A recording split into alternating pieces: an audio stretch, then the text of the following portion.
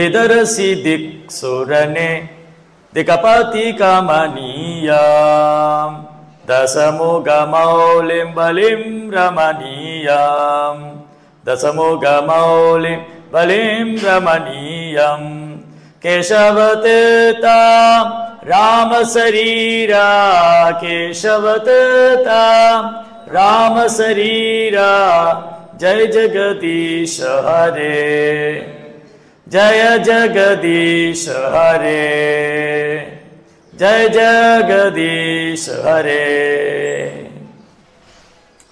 ஹரே கிருஷ்ணா. பக்தர் எல்லாருக்கும் இனிமையான மாலை வணக்கம். இன்றைய சத்சங்க வகுப்புல வந்து கலந்துட்டு இருக்கிற எல்லா பக்தர்களுக்கும் என்னுடைய பணிவான நமஸ்காரம். நேற்றைய முதல் நாள் வகுப்பு, இன்று இரண்டாம் நாள் வகுப்பு. முதல் நாள் என்னெல்லாம் தெரிஞ்சுட்டோம் ஞாபகம் வச்சுட்டு இருக்கீங்களா? ஃபர்ஸ்ட் கிளாஸ்ல என்னெல்லாம் படித்தோம் நேற்று? ராமானுஜர் வாழ்க்கையிலேருந்து என்ன தெரிஞ்சுக்கிட்டோம்? கதையெல்லாம் கேட்பாங்க, என்ன தெரிஞ்சுக்கிட்டோம்? What we learn yesterday from Ramanujar's history?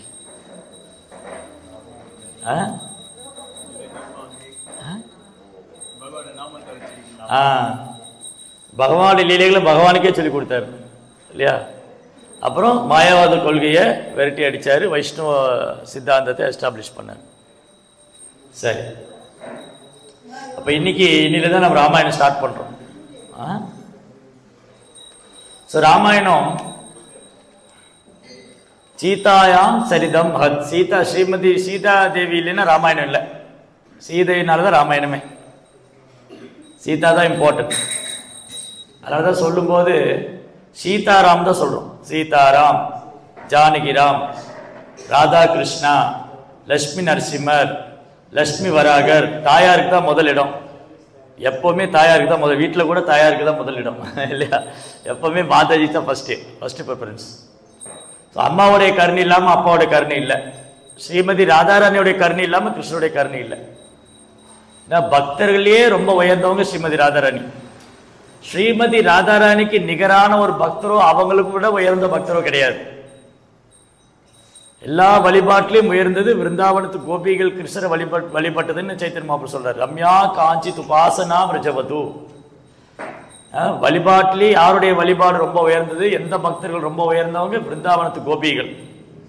விருந்தாவனத்து கோபிகளுக்கு நிகரான ஒரு பக்தரோ அவங்களை விட உயர்ந்த பக்தரோ கிடையாது. அவங்க தான் டாப் மோஸ்ட். அந்த பிருந்தாவனத்து கோபிகள்ல கோடிக்கணக்கான கோபிகள்ல 8 பேர் ரொம்ப முக்கியமானவங்க. லலிதா, விஷாகா, இந்துலேகா, இந்த மாதிரிலாம். அதுல வந்து ஸ்ரீமதி ராதாராணி ஃபர்ஸ்ட். ஸ்ரீமதி ராதாராணியோடைய பக்திக்கும் அன்புக்கும் சேவைக்கும் நிகரானவங்க யாரும் கிடையாது. ராதா அப்படிங்கிற வார்த்தை ஆராதனை, ஆராதா, பூஜா, பகவானை வர்ஷிப் பண்றவங்க ராதாராணி. பகவானை வழிபடுறதுல அவங்களோட கிரேட் யாரும் இல்லை.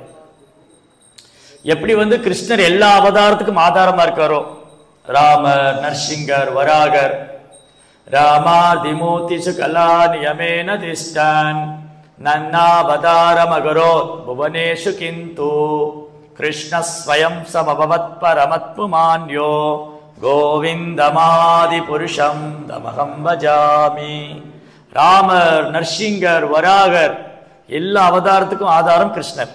அதே மாதிரி துவாரகா ராணிகள், லக்ஷ்மி தேவி, அப்புறம் வந்து பூமாதேவி, அப்புறம் கோபிகள், இவங்களுக்கெல்லாம் ஆதாரம் ஸ்ரீமதி ராதாராணி. எப்படி கிருஷ்ணர் எல்லா அவதாரத்துக்கும் ஆதாரமா இருக்காங்களோ அதே மாதிரி ஸ்ரீமதி ராதாராணி தான் இவங்க எக்ஸ்பேண்ட் ஆகுறாங்க. ஸ்ரீமதி ராதாராணி தான் துவாரகையில் ராணிகளா விரிவங்க செய்கிறாங்க. ஸ்ரீமதி ராதாராணி தான் ருக்மணி, சத்யபாமா எல்லாருக்கும் ஆதாரம். அதனால சீதா தேவி இல்லைன்னா ராமாயணம் இல்லை, சீதை இல்லைன்னா ராமாயணமே இல்லை. சீதா தான் பிரதானம். சீதா தேவி தான், அவங்க தான் பக்தி. சீதா தேவி தான் பக்தியின் சொரூபம். அப்போ ராமாயணத்தோட ஆசிரியர் யாரு? ராமாயணத்தை யார் எழுதினா? வால்மீகி மகரிஷி. நிறைய ராமாயணம் இருக்கு. துளசிதாசர் ராமாயணம், ராம்சரித்த மானசா துளசிதாசருடையது, அப்புறம் கம்பர் ராமாயணம்.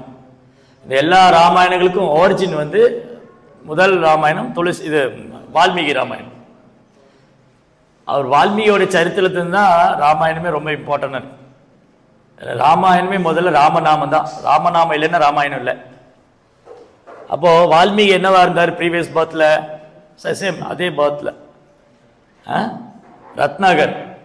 ஸோ ரத்னாகர் வந்து வழிப்பறி பண்ணிட்டு இருந்தார். அன்னைக்கெல்லாம் வழிப்பறி வந்து திருடங்க பண்ணாங்க, இன்னைக்கு கவர்மெண்ட்டே பண்றாங்க. அங்கங்க டோல்கேட் போட்டு பண்ணாங்க இல்லையா? அன்னைக்கெல்லாம் வழிப்பறி யார் பண்ணுவா? யாரோ திருடங்க வந்து கத்தி வச்சு, ஆய் பையில என்ன வச்சிருக்கா எடு, என்ன கழட்டு, அதை கழட்டு, இதை கழட்டு, நகையெல்லாம் கழட்டி கொடுங்க, இல்லை குத்திடுவாங்களே இல்லையா?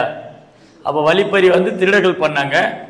இன்னைக்கு மக்கள் திருடர்களே தலைவராக தேர்ந்துட்டாங்க, அவங்க வழிப்பறி பண்ணிக்கிறாங்க. அவ்வளோதான் வித்தியாசம். சின்ன கலியுகத்தில் இவ்வளோதான் வித்தியாசம் இல்லையா? ஸோ ரத்னாகர் வந்து வழிப்பறி பண்ணிட்டு இருந்தார். இல்லாட்டி காசு பிடுங்கிறது, பணம் வாங்குறது, கொள்ளை அடிக்கிறது, கொலை பண்ணுறது, இப்போ கொடூரமான மோசமான. அப்போ ஒரு நாள் ரத்னாகர் வந்து யாரை சந்திச்சாங்க? நாரத முனிவர். கதை எல்லாருக்கும் தெரியுமா? கேட்டிருக்கீங்களா? எவ்வளோ பேருக்கு தெரியும் இந்த ஸ்டோரி? ரத்னாகர் வால்மீகி, சாரி நானே சொல்லிட்டேன். ஸோ ரத்னாகர் நாரதரை மீட் பண்ணார். அப்போ நாரத முனிவர் கேட்குறாரு, ஏன்பா இப்படி பாவம் செய்கிற நீ வந்து எவ்வளோ வழிப்பறி, எவ்வளோ பேர் கஷ்டப்பட்டு சம்பாரிச்சு போவாங்க, நீ அந்த பணத்தை கர்மாலாம் வாங்கிக்கிற நீ இல்லையா? எவ்வளோ பேர் கஷ்டப்பட்டு வேலை பார்க்குறாங்க, உழைக்கிறாங்க, கல்யாணம் பண்ணிட்டு போகிறாங்க, எல்லாம் பண்ணுறாங்க, நீ போய் வழிப்பறி பண்ணி அவங்க கர்மாலாம் வாங்கிக்கிறியே, இது தப்பு இல்லையா? அப்போ ரத்னாகர் சொன்னார், எனக்கு ஃபேமிலி எல்லாம் இருக்குது, யார் காப்பாற்றுவான்? எனக்கு இதுதான் தொழில், எங்கள் அப்பா இதுதான் கற்றுக் கொடுத்தாரு. எனக்கு வழிப்பறி பண்ணுறது, கொள்ளையடிக்கிறது தான் தெரியும். எனக்கு மனைவி இருக்கா, அம்மா இருக்கா, குடும்பம், குழந்தைகளுக்கு, யார் அவங்களை காப்பாற்றுவாங்க? ஓ, அப்போ நீ அவங்களுக்காக தான் பண்ணுற? ஆமாம் ஆமாம், அவங்களுக்காக தான் பண்ணுற. சரி, இப்போ அவங்களுக்காக நீ வந்து கொள்ளையடிச்சிட்டு போகிற, கொலை பண்ணுற, திருடுன, எல்லாம் நகையெல்லாம் சேர்த்து எல்லாம் வாங்கிக்கிட்டாங்க, உன் பாவத்திலேயே பங்கு வாங்கிக்குவாங்களான்னு போய் கேட்டு. நீ இப்போ என்ன கேட்கணும்? உன் குடும்பத்தில் நான் நிறைய பாவம் பண்ணியிருக்கேன், கொலை பண்ணியிருக்கேன், கொள்ளையடிச்சிருக்கேன், அவங்க வந்து நரகத்துக்கு தான் போகணும், நீங்களாம் என் பாவத்தில் பங்கு எடுத்துக்குவீங்களா அப்படின்னு போய் கேட்டுவான். இவர் வீட்டில் போய் மனைவிட்ட, குழந்தைகள்கிட்ட, அம்மாட்ட எல்லாம் கேட்குறாரு, நான் நிறைய பாவம் பண்ணியிருக்கேன், நான் பாவம் செஞ்சு சேர்த்த சம்பளம் எல்லாம், சொத்தெல்லாம் நீங்கள் வாங்கிட்டீங்க, நகையை எடுத்துக்கிட்டீங்க, புடவை எடுத்துக்கிட்டீங்க, ஆனால் என் கர்மாவை எடுத்துக்குவீங்களா? அப்போ சொன்னாங்க, நாங்கள் எப்படி உங்கள் கர்மா எடுத்துக்க முடியாது, நீங்கள் தான் அனுபவிக்கணும், உங்கள் கர்மாவை நாங்கள் எடுத்துக்க முடியாது இல்லையா? இதுதான் கர்மாங்கிறது. அப்படிதான் கணவன் செய்யக்கூடிய கர்ம வினை மனைவியே சேராது, ஆனா மனைவி பண்ற பாவம் கணவருக்கு போகும். அந்த மாதிரி கிருஷ்ணர் கிரியேட் பண்ணிட்டார். மெட்டீரியல் நேச்சர் எப்படின்னா, கணவர் பண்ற புண்ணியம் மனைவிக்கு போகும். கணவர் வந்து நல்ல கிருஷ்ண பக்தரா இருந்தார்னா அவர் பண்ற பக்தியில மனைவிக்கு பங்கு இருக்கு, ஆனா பாவத்துல மனைவிக்கு பங்கு கிடையாது. அது அவர் தான் அனுபவிக்கணும், அவர் பண்ற பாவத்தை அவர் தான் அனுபவிக்கணும். அதே சமயம் மனைவி பண்ற புண்ணியம் கணவருக்கு இல்லை, அவங்க பண்ற பாவம் கணவருக்கு போயிடும். ஸோ அதனால ரத்னாகர் கேட்டப்போ சொன்னாங்க, நாங்கள் எப்படி உங்கள் பாவத்தில் பங்கெடுத்துக்க முடியும்? அது முடியாதுன்னு. அப்போதான் அவருக்கு புரிஞ்சுது, நம்ம எவ்வளோ தூரம் கஷ்டப்பட்டு எல்லாம் சேர்த்து வச்சது, இவங்க என் பாவத்தில் பங்கெடுத்துக்க முடியாதுங்கிறாங்க. கொஞ்ச நாளைக்கு முன்னாடி சமூக வலைதளங்கள் ஒரு வீடியோ வந்துட்டு இருந்தது. ஒரு சாது வந்து ஒரு வீட்டுக்கு போவார். அந்த வீடியோ பார்த்துருக்கீங்களா? ஒருத்தர் வந்து இறந்த மாதிரி நடிக்க சொல்லுவார். யார் பார்த்தது இல்லையா? பார்த்துருக்கீங்களா நீங்கள்? இறந்த மாதிரி நடிக்க சொல்லுவார். அப்போ அம்மா, அந்த இறந்து போன ஒரு மாதிரி இருக்கிறோடைய அம்மா, மருமக, அதாவது அவருடைய மனைவி, இறந்து போனோடைய மனைவி பக்கத்தில் உட்காந்துருப்பா, அவங்க அம்மா இருப்பாங்க பக்கத்தில். அவர் என்ன, அந்த சாது என்ன சொல்லுவார், ஒரு சாதுவை மீட் பண்ண போவார். அந்த ஒரு நபர் வந்து ஒரு சாதுவை மீட் பண்ணுவார். அவருக்கு ரொம்ப அட்டாச்மெண்ட் ஃபேமிலி மேலே, என்னுடைய அம்மா, என் மனைவி, குடும்பம். சரி, அவங்க யாருன்னு உங்களுக்கு காமிக்கிறேன் ஒரு நாள், நான் உங்கள் வீட்டுக்கு ஒரு நாள் வரேன், நீங்கள் இறந்து போன மாதிரி நடிங்கன்னு சொன்னேன். நீங்கள் வந்து இறந்து போன மாதிரி நடிங்க. ஸோ இவரு இறந்து போன மாதிரி படுத்திருக்காரு. இந்த சாது வீட்டுக்குள்ளே வந்தோடனே உங்கள் மனைவி, அந்த இறந்து போனவருடைய மனைவி, அம்மா, அந்த பிள்ளைங்களை அழறாங்க. ஓ பாருங்க சாமிஜி, என் கணவர் என்னை விட்டு போயிட்டாரு. அவங்க அந்த அம்மா அழுறா, என் பையன் என்னை விட்டு போயிட்டான். அப்போ அவர் சொன்னார், என்கிட்ட ஒரு தீர்த்தம் இருக்கு, இந்த தீர்த்தத்தை அவருக்கு கொடுக்கணும், அதுக்கு முன்னாடி நீங்கள் குடிக்கணும். அப்படின்னா அது விஷமா தான் நான் குடிக்கிறேன், அது உண்மையால அது விஷம்தான். அவர் என்ன சொல்றாரு, இந்த தீர்த்தம் குடிச்சிங்கன்னா நீங்க இறந்து போயிடுவீங்க, அவருக்கு உயிர் வந்துடும் அப்படின்னு. அப்போ மனைவி சொன்னா, சாமிஜி எனக்கு குழந்தை இருக்கு, நான் அந்த தீர்த்தத்தை குடிக்க முடியாது, நான் இறந்து போயிட்டா குழந்தை யார் பார்த்துக்குவாங்க, அதனால என் மாமியார் குடிக்க சொல்லுங்க, அவங்க இனி இருந்து என்ன பண்ண போறாங்க, அவங்க இனி இருந்து என்ன பண்ண போறாங்க, இந்த தீர்த்தத்தை என் மாமியார் கொடுத்துருங்க. உடனே அவங்க, ஐயோ சாமிஜி நான் குடிக்க மாட்டேன், நான் வேணா பிள்ளைகளை பார்த்துக்கிறேன், அவளை வேணா குடிக்க சொல்லுங்க, அவளை குடிக்க சொல்லுங்க. அப்ப சாமிஜி கேட்டாரு, மொத்தத்துல 2 பேரும் குடிக்கிற ஐடியால இல்ல. ஆமாமா நாங்க குடிக்க மாட்டோம். மருமக சொல்றா மாமியார் கொடுத்துருன்னு, மாமியார் சொல்றா மருமகளுக்கு கொடுத்துருன்னு, மொத்தம் 2 பேரும் குடிக்க மாட்டேன்னாங்க. சரி, அப்ப அவர் உயிரோட வர்றது யாருக்கு பிடிக்கலையா? அவர் உயிரோட வரணும்னா இந்த மருந்து நீங்க யாராவது சாப்பிடணும். 2 பேரும் சாப்பிட தயாரா இல்ல. சரி போட்டோம், அவரை நீ இந்த இடத்துல எடுத்துட்டு போகணும், அவரை இங்கிருந்து தூக்கிட்டு போகணும் அப்படின்னு சொல்லி கட்டலோட தூக்குவாங்க. உடனே மாமியார் சொல்வா, மருமக சொல்வா, இந்த கட்டில் எங்க அம்மா வீட்டுல இருந்து கொண்டு வந்தது, கட்டில வச்சுட்டு அவரை மட்டும் தூக்கிட்டு போக, கட்டில வச்சுட்டு அவரை மட்டும் தூக்கிட்டு போக. அப்புறம் சரி கட்டில வச்சுட்டு தூக்கிட்டு போறதுன்னா, என்னம்மா இப்படி சொல்ற, உன் கணவர் தானே, எப்படி வெறுமனை தூக்குறது, கட்டலோட தான் தூக்க முடியும். சரி கட்டலோட தூக்கிட்டு கதவுக்கு பக்கம் வந்தா அந்த நிலவு இடிக்குது. உடனே சாமிஜி சொன்னா இந்த நிலவை உடைச்சிருங்கன்னாரு. உடனே அந்த பையனோட அம்மா வந்தா, இதையும் உடைக்காதீங்க, என் கணவர் கஷ்டப்பட்டு கட்டின வீடு இது எப்படி உடைக்கலாம் நீங்க, நாங்க உடைக்க அனுமதிக்க மாட்டோம். அப்ப வீட்டை உடைக்க அனுமதிக்கல, கட்டிலோட தூக்கிட்டு போகவும் அனுமதிக்கல, அப்புறம் அவருக்காக விஷம் குடிக்கவும் அந்த மருந்து குடிக்கவும் தயாரா இல்ல. எந்திரிப்பா பாத்தியா மனைவி அம்மாவேன்னாரு. அவர் எந்திரிச்சிட்டாரு.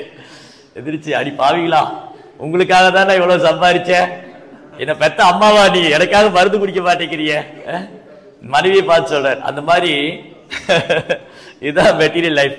பௌதிக வாழ்க்கையில எல்லாம் சுயநலம் உள்ளவங்க தான், எல்லாம் சுயநலம் உள்ளவங்க. நான் ஒரு முறை ஒருத்திட்ட பிரச்சாரம் பண்ணிட்டு இருந்தேன். அவங்க ரொம்ப வயசானவங்க. அவங்ககிட்ட நான் ஒன்று சொல்ல சொன்னேன், நீங்க போய் உங்க பசங்கிட்ட சொல்லுங்க, அவங்களுக்கு கொஞ்சம் நிலம் இருந்தது, இந்த நிலத்தை நான் இஸ்கானுக்கு எழுதி கொடுக்க போறேன்னு சொல்லுங்க.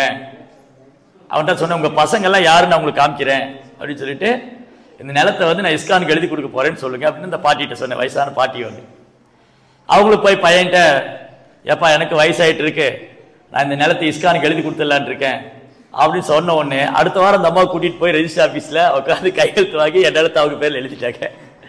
எங்கேயாவது அம்மா எழுதி கொடுத்துருவாங்களோ. அது மட்டும் இல்ல, அவங்களுக்கு பணமும் கொடுக்கல, இடத்த பூரா எழுதி வாங்கிட்டாங்க. இவ்வளவுதான் ரிலேஷன்ஷிப். பணம், காசு, சொத்து, பேரு, புகழ் இருக்கிற வரைக்கும் கூட இருப்பாங்க. இதெல்லாம் இல்லையா விட்டுட்டு போயிடுவாங்க. அவ்வளவுதான். அப்பதான் ரத்னாகருக்கு புரிஞ்சுது, நான் யாருக்காக திருடினேன், யாருக்காக கொள்ளையடிச்சேன், இவங்க எனக்காக பாவத்தை ஏத்துக்க மாட்டேங்கிறாங்க. அப்ப அழறார். அவர் அழுதுண்டே நாரதட்ட ஓடி வந்தார். ஏன்னா அவருக்கு புரிஞ்சு போயிடுது, நாரத முனிவர் தான் சொன்னாரு நான் பண்ணது பாவம் இல்லையா, நான் செஞ்சது பாவம் யார் சொல்லி கொடுத்தா, நாரத. அப்ப அதுக்கான பிராயச்சித்தமும் தெரியும் இல்லையா அவருக்கு, அந்த பாவத்திலிருந்து எப்படி நான் விடுபடணும்னு. அப்போ ரத்னாகர் கேட்டாரு, ஓ நாரத முனிவரே, நீங்க சொன்ன மாதிரியே என் பாவத்துல யாரும் பங்கெடுத்துக்க தயாரா இல்லை, நான் நிறைய பாவம் பண்ணிட்டேன், என் மனைவிக்காக, பிள்ளைகளுக்காக, என் அம்மாவுக்காக நான் கொலை பண்ணியிருக்கேன், கொள்ளையடிச்சிருக்கேன், எல்லா பாவம் செஞ்சுட்டேன், இதுக்கான பிராய்ச்சித்தை என்ன, தயவுசெய்து என்ன பாவத்திலிருந்து விடுவி வச்சிருங்க நீங்க. அப்ப அவர் சொன்னாரு, நீ ராமநாமம் சொல்லணும், நீ தினமும் ராமநாமத்தை சொன்னா நீ பாவத்திலிருந்து விடுபட்டுலாம். ஆனா அவர் ரொம்ப பாவியா இருந்தாரு, ஒரு வாயில ராமாங்கிற வார்த்தை வரமாட்டேங்குது, ராமா வரமாட்டேங்குது இல்ல. இப்ப நம்ம இங்க எவ்வளவு பேர் இருக்கோம், எவ்வளவு பேர் ராமா சொல்ல முடியுதுன்னு பார்க்கலாமா? ராமா ராமா ராமா. நம்ம எல்லாரும் ரொம்ப பாக்கியம் பண்ணிருக்கோம், ரொம்ப புண்ணியம் பண்ணிருக்கோம், நம்ம வாயில ராமாங்கிற நாம வருது. ரத்னாகர் முயற்சி பண்றாரு, வரமாட்டேங்குது. அந்த அளவுக்கு பாவம் பண்ணிருக்காரு. அப்ப நாரதர் ரொம்ப இறக்கப்பட்டார், கருணை உள்ள. இப்ப பிரபுபார் ரொம்ப இறக்கப்பட்டார் இல்லையா? பிரபுபார் என்ன இறக்கப்பட்டார் நம்ம மேல? பிரபுபார் எப்படி இறக்கப்பட்டார் நம்ம மேல? யாருக்கு தெரியும்? பிரபுபார் எப்படி நம்ம மேல இறக்கப்பட்டார்? 64 மாலையை 16 மாலை ஆக்கி கொடுத்துட்டாரு. இல்லைன்னா என்ன ஆகும்? 16 மாலை சொல்றதுக்கே முதல்ல 1 மாலை சொல்லுங்க, 4 மாலை சொல்லுங்க, கெஞ்சணும். பிரபுஜி நீங்க தினமும் 1 மாலை சொல்றீங்களா? பாக்குற பிரபு நேரம் தான் சொல்றேன். அப்புறம் எப்பயோ 1 மாலை சொல்லுவாங்க. அப்புறம் கொஞ்ச நாள் கழிச்சு நீங்க ஒரு 4 மாலை சொல்லக்கூடாத நீங்க, அப்புறம் 8 மாலை. இப்படி கெஞ்சி கையில உழுந்து காலில் உழுந்து 16 மாலை கொண்டு வரணும். அந்த 14 மாலை ஒழுங்கா பண்றது அது பெரிய கஷ்டம் அது இல்லையா? பிரபுபார் என்ன சொன்னாரு? சாண்ட் அட்லீஸ்ட் 16 ரவுண்ட், குறைந்தபட்சம் 16 மாலை. நம்ம இலக்கே 16 மாலை தான் இல்லையா? நம்மளுடைய கோலே 16 ரவுண்ட் ஆயிடுச்சு. அப்ப பிரபுபார் நம்ம மேல இறக்கப்பட்டு இவங்க எல்லாம் 64 மாலை ஜபிக்க மாட்டாங்க, நல்லா தெரிஞ்சு போச்சு. அதுவும் பிரபுபார் ஆரம்பிச்சது அமெரிக்கால. அவங்களுக்கு 64 மாலை ஜபிக்கிறது ரொம்ப கஷ்டம். ஏன்னா அவங்களுக்கு வந்து இந்த நாமத்தை உச்சரிக்கிறது ரொம்ப கஷ்டம். அவங்களுக்கு ஹரி கிருஷ்ண ஹரி கிருஷ்ண கிருஷ்ண கிருஷ்ண ஹரி ஹரி ஹரி ராம ராம ராம ஹரி ஹரி இப்படி சொன்னா 64 முறை எப்போ முடியுது? 24 மணி ஆனாலும் முடியாது இல்லையா? பிரபுபாத் பார்த்தாரு, இப்படி சாண்டிங் பண்ணி எப்போ 64 மணி முடிக்கிறது? அதான் ஆச்சாரியர். ஆச்சாரியர் வந்து முடிவெடுக்கலாம். ஆச்சாரியர் என்ன பண்ணுவார்? ஓகே, கலியுகத்தில் இவங்கனால 64 மாலை ஜபிக்கிறது ரொம்ப கஷ்டம், அதனால குறைந்தபட்சம் 16 மாலையாக சொல்லிட்டு இருந்தார். குறைந்தபட்சம் 16 மாலை, குறைந்தபட்சம் தான் அது. அது நம்ம இலக்கா வச்சுக்கிட்டு இருக்கோம். இதோ ஏகாதசி அன்னைக்கு 4 மாலை சேர்த்து பண்ண பெரிய விஷயம் அது இல்லையா? அப்போ நாரதர் என்ன பண்ணாரு, சரிப்பா உன் வாயில் என்னதான்ப்பா வரும்? உனக்கு ராமாங்கிற வார்த்தை சொல்ல முடியல, உன் வாயில் என்னதான் வரும்? அவர் கொலை பண்றதா அவர் வாயில வரும். எங்க ஊர்ல தமிழ்நாட்டில் வந்தீங்கன்னா ஒரு பாட்டு போடுவாங்க, கோலவேரி கோலவேரி கோலவேரி. அவன் வாயில் பூரா கோலவேரின்னு தான் பாட்டு வருது. ஹரே கிருஷ்ண மந்திர பாடுனா பாட மாட்டேங்கிறான், ஆனா கோலவரி கோலவரின்னு பாடுறான். அந்த மாதிரி ரத்னாகருக்கு ஹரே கிருஷ்ண மந்திரம் வர மாட்டேங்குது. அவர் வந்து சான்ஸ்கிரிட்ல வந்து கொலைக்கு வந்து மாறான்னு சொல்லுவாங்க. ஹிந்தி படம் எவ்வளவு பேர் பார்த்துருக்கீங்க? ஹிந்தி படத்தில் என்ன பண்ணுவாங்க? குத்துறாவன கத்தி எடுத்து குத்து மாறா இல்லையா? பயந்துட்டியா? மாரோஸ் மாரோஸ். அப்ப இவர் சொன்னார், எனக்கு மாறாதான் வாயில வருனார். அப்ப நாரதர் சொன்னார், சரி அப்படியே சொல்லு, நீ மாறா மாறானே சொல்லுனார். அவர் உக்காந்துட்டு மாறா மாறா மரா மரா மரா மரா மரா மரா மராமா. ஜெயஸ்ரீ நாரத முனிக்கு மாறாங்கிற வார்த்தை ராமான்னு ஸ்டாண்ட் பண்ணி வச்சிட்டார். அது ஆச்சாரியர். அப்போ நாரதருடைய கருணையினால ரத்னாகர் வந்து 60,000 வருஷம் தவம் பண்ணார் உட்காந்து. மரா மரா மரா மரா ராமா ராமா ராமா ராமா ராமா ராமா அப்படி ஸ்டாண்ட் பண்ணி ஒரு உடம்பெல்லாம் அப்படியே என்ன ஆயிடுச்சு, புத்து வந்துருச்சு. இந்த பாம்பு மண் புத்து இருக்கு இல்லையா, அது அப்படி. ஸோ வால்மீகினா சான்ஸ்கிரிட்ல புற்றுன்னு பேர். அப்படியே அவர் மேலே புற்று வந்தது, அதுலேருந்து வெளியில் வந்தனால அவருக்கு வால்மீகின்னு பேர். அப்படி வந்து 60,000 வருஷம் தவம் பண்ணி ராமநாமத்தை உச்சரித்து அவர் புனிதம் அடைஞ்சார். அவர் என்ன ராமாயணத்துக்கு ஆசிரியர் ஆயிட்டார். அவ்வளோ சக்தி ராமநாமத்துக்கு. குருவோடைய கருணையால ராமநாமம் கிடைச்சி வால்மீகி மகரிஷியான பெரிய மகரிஷியான ரத்னாகர். அவர் முந்தைய இதில் வழிப்பறி பண்ணிட்டு இருந்தவர் பெரிய மகாரிஷி ஆயிட்டார். அப்போ அவர் ஒரு நாள் தமசா நதிக்கரையில் உட்காந்துருக்கார் வால்மீகி மகரிஷி. அப்போது அவர் வந்து அப்படியே தியானம் பண்ணிட்டு உட்கார்ந்துருக்கும் போது அவருடைய குரு நாரதரை சந்திக்கிறார். அப்போ நாரதர்கிட்ட கேட்குறாரு, இந்த உலகத்திலே வச்சு நல்ல தெய்வீகமான உள்ள புருஷர் யாரு? அழகு, அறிவு, துறவு, புகழ், செல்வம், வலிமை, தைரியம், வீரம், விவேகம், ஆளும் திறமை, பணிவு, எளிமை, தூய்மை, தவம், கருணை, மாதிரி 26 தெய்வீகமான குணங்கள்.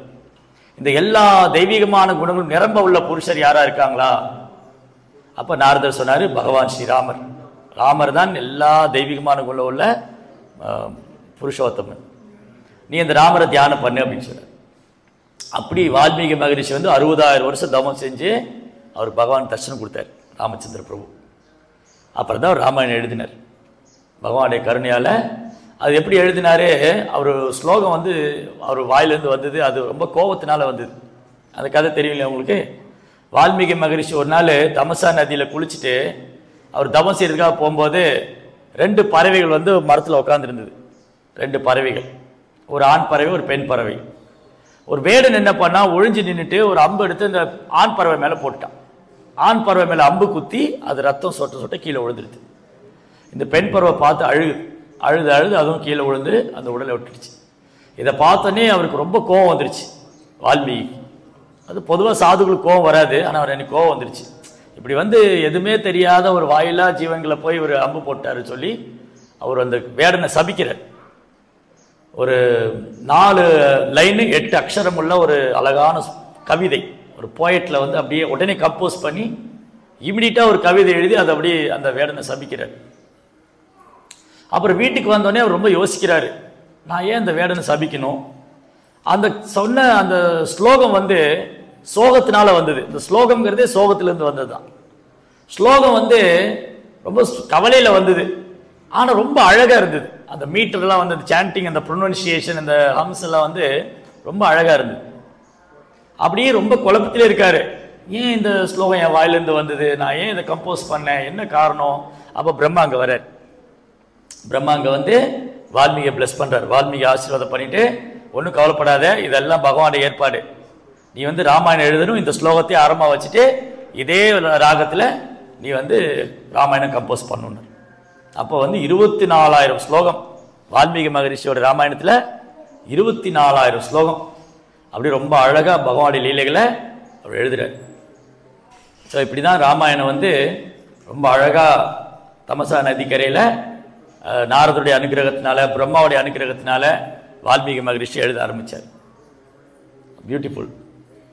சரி, இப்போ இது வந்து ரொம்ப அழகு. ராமாயணம் வந்து ஃபஸ்ட்டு ராமநாமம் தான். ராமநாமம் இல்லைன்னா ராமாயணமே இல்லை, இல்லையா? வால்மீகி ராமநாமம் உத்தரிச்சதுனால தான் அவருக்கு ராமாயணத்துக்கு ஆசிரியராக முடிஞ்சது. ராமாயணத்துக்கு மட்டும் ஆசிரியர் இல்லை, ராமனுடைய பசங்களுக்கே குருவாயிட்டார். ராமனுடைய பசங்களுக்கு குருவாயிட்டார். ராமருக்கு வந்து 2 பசங்க இருந்தாங்க, சீதாதேவி 2 பசங்க. யார் இது? லவா, குஷா. ஆக்சுவலி லவா தான் குழந்தை. குஷா எப்படி வந்தாரு? ஒரு நாள் சீதாதேவி, அப்போ வந்து சீதாதேவி வால்மீகியோட ஆசிரமத்தில் தங்கி இருந்தாங்க. அப்போ அவங்க நதியில் போய் தண்ணி எடுக்கிறதுக்காக போனாங்க. அப்போ லவா இருக்காலே குழந்தைய வந்து அங்கே ஆசிரமத்தில் விளையாடிட்டு, நான் போய் அம்மா தண்ணி எடுத்துட்டு வரேன் அப்படின்னு சொல்லிட்டு போனாங்க. வால்மீகி கிட்ட சொன்னாங்க, நீங்கள் ஒரு பார்வை பார்த்துக்கங்க, குழந்தை விளையாடிட்டு இருக்கான், நான் போய் தண்ணி எடுத்துட்டு வரேன். இவர் உட்கார்ந்து பகவானுடைய லீலைகளை எழுதிட்டு இருந்தாலும் அப்படியே அதில் மரணத்தில் தண்ணியை மறந்து போயிட்டார். இந்த குழந்தை என்ன பண்ணிச்சு? குழந்தை எப்பவுமே அம்மா பின்னாடியே போகும், இல்லையா? அம்மா வந்து குழந்தைங்க உட்கார வச்சுட்டு போனா அது அம்மா பின்னாடியே வந்துடும். அது நேச்சர், அது குழந்தையோட நேச்சர், அம்மா கூட தான் இருக்கணும். இப்போ சீதாதேவி தண்ணி எடுக்க போனே குழந்தைய பின்னாடி போயிட்டார். லவா இருக்கார் இல்லையா, லவா பின்னாடி போயிட்டாங்க. ஸோ வால்மீகி கொஞ்ச நேரம் கழிச்சு அப்படியே அந்த பகவான் லீலைகளை ஸ்மரணம் பண்ணி திடீர்னு நினைவுக்கு வந்தார். பார்த்தா ஆசிரமத்தில் லவாவை காணோம். ஜிஜோ, இப்போ சீதா வந்து கேட்டால் என்ன சொல்லுவேன்? குழந்தை ஆசிரமம் பூரா தேடுறாரு, காணோம். சீதாதேவி வந்து கேட்டால் என்ன சொல்றது? அப்போ குஷா புல் எடுத்து ப்ரேயர் பண்ணி அதில் ஒரு குழந்தைய உற்பத்தி பண்ணார். அது லவனை போலே ஒரு குழந்தை, அதுதான் குஷா. இப்போ வந்து பார்த்தா சீதாதேவி வந்து பார்த்தா லவனும் கூட வர. அப்போ 2 குழந்தை, லவான் குஷா 2 பேர். அப்புறம் என்ன பண்ணாங்க? இந்த லவா குஷா 2 குழந்தை இருக்காங்க இல்லையா, அது இந்த மாதிரி சின்ன குழந்தை தான் லவா குஷா. 2 பேரும் சீதாதேவிட்டு கேட்டுட்டே, எப்பவுமே சீதாதேவி சொல்லிக்கிட்டே இருப்பாங்க, ராமர் எப்படி இருப்பார், அவர் நின்ன அழகு, நடந்த அழகு, பார்த்த அழகு, சிரிச்ச அழகு. இதெல்லாம் சினிமா பாட்டில் தப்பா யாரையும் பார்த்து பாடிட்டாங்க. ஆனால் உண்மையில் அது ராமருக்கு தான் பொருந்தும். ராமர் நின்ன அழகு, நடந்த அழகு, சிரிச்ச அழகு, அவர் அசைவெல்லாம் அழகு தான், எல்லாமே மதுரம். கிருஷ்ணாவுடைய அழகு எல்லாமே மதுரம், சுவையான, இல்லையா? ஸோ சீதாதேவி சொல்றாங்க, ராமர் வந்து எப்படி இருப்பாரு, அவர் தோள்கள் இப்படி இருக்கும், கண்கள் அப்படி இருக்கும். அந்த மாதிரி குழந்தைங்க சின்ன வயசுலேருந்து சீதாட்ட கேட்டிருக்காங்க ராமர் எப்படி இருப்பாங்க.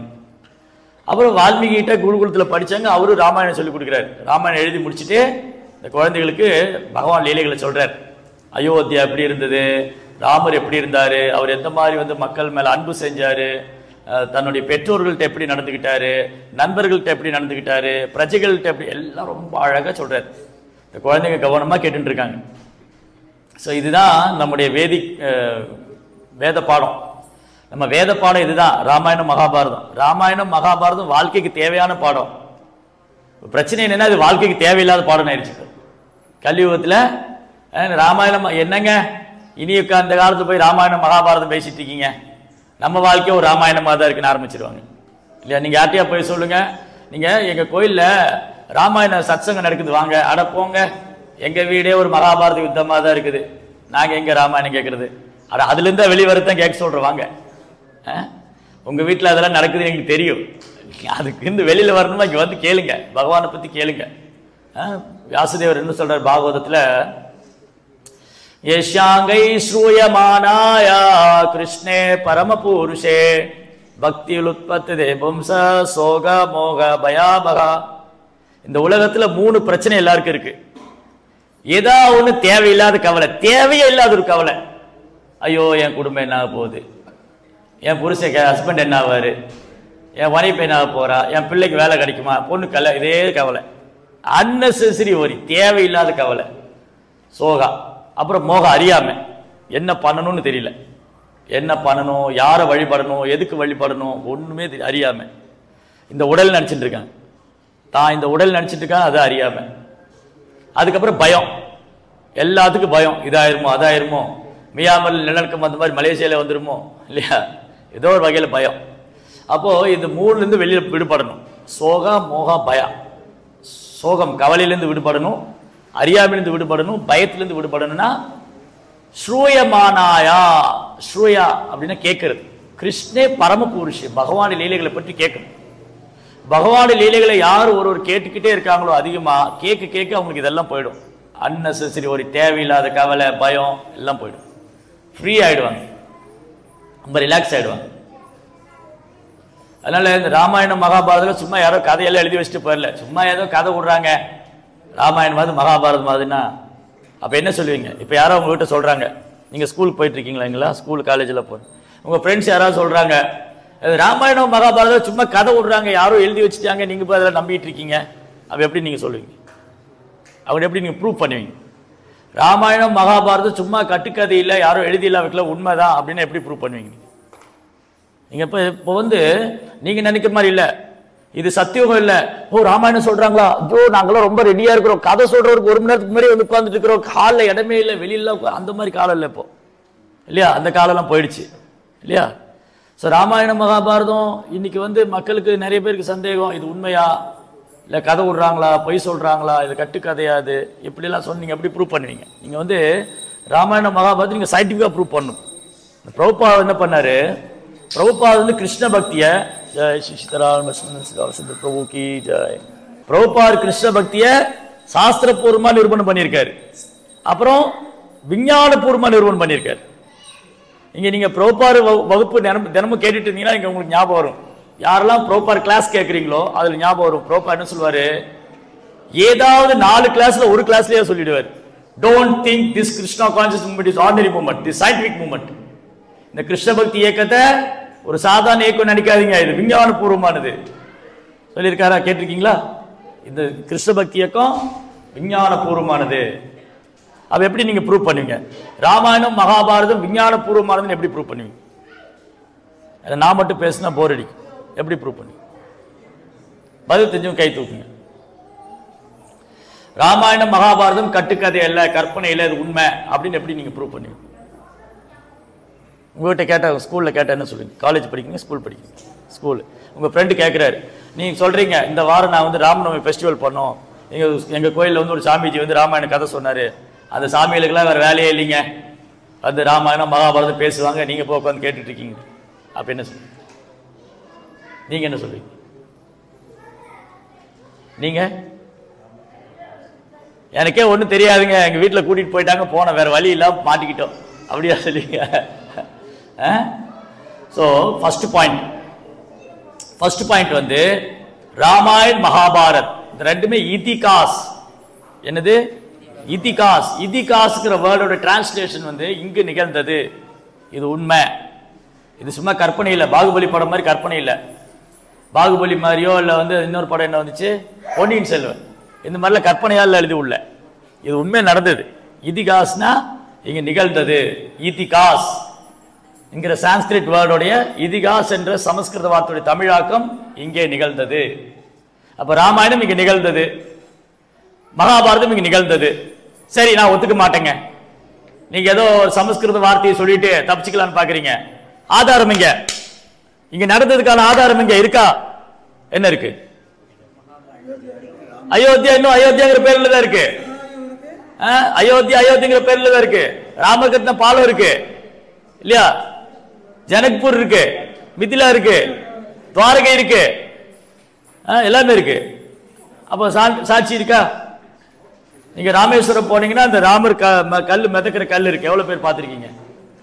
தண்ணியில அந்த கல் மிதந்துட்டு இருக்கும்.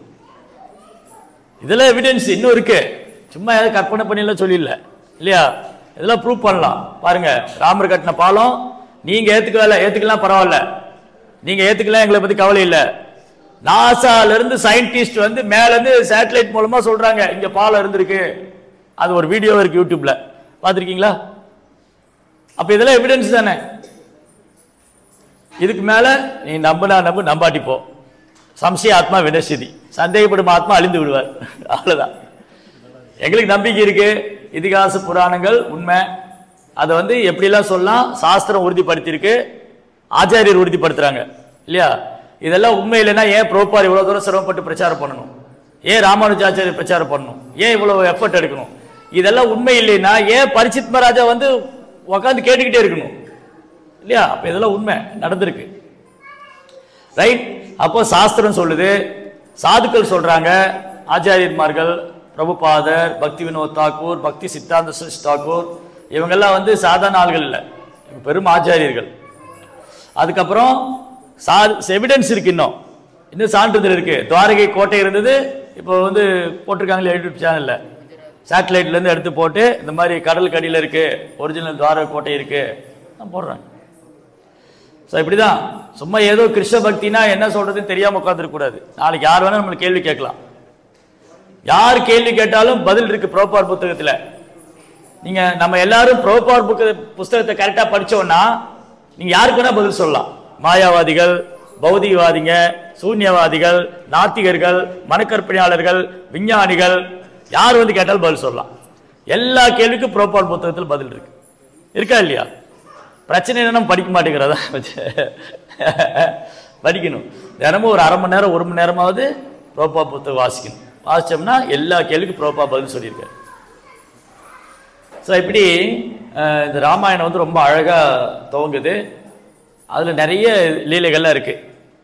நான் நேற்றே சொன்ன மாதிரி அங்கங்க கொஞ்சம் கொஞ்சம் படிச்சுட்டே வருவோம்.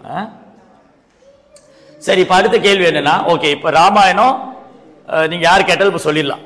ராமாயணம் மகாபாரதம் கற்பனையா, கட்டுக்கதை இல்லைங்க, இது உண்மை நடந்தது, அதுக்கான சான்றிதழ் இருக்கு, ஆச்சாரியன்மார்கள் சொல்லியிருக்காங்க, சாஸ்திரம் சொல்லியிருக்கு, அதுக்கப்புறம் எவிடன்ஸ் எல்லாம் இருக்கு.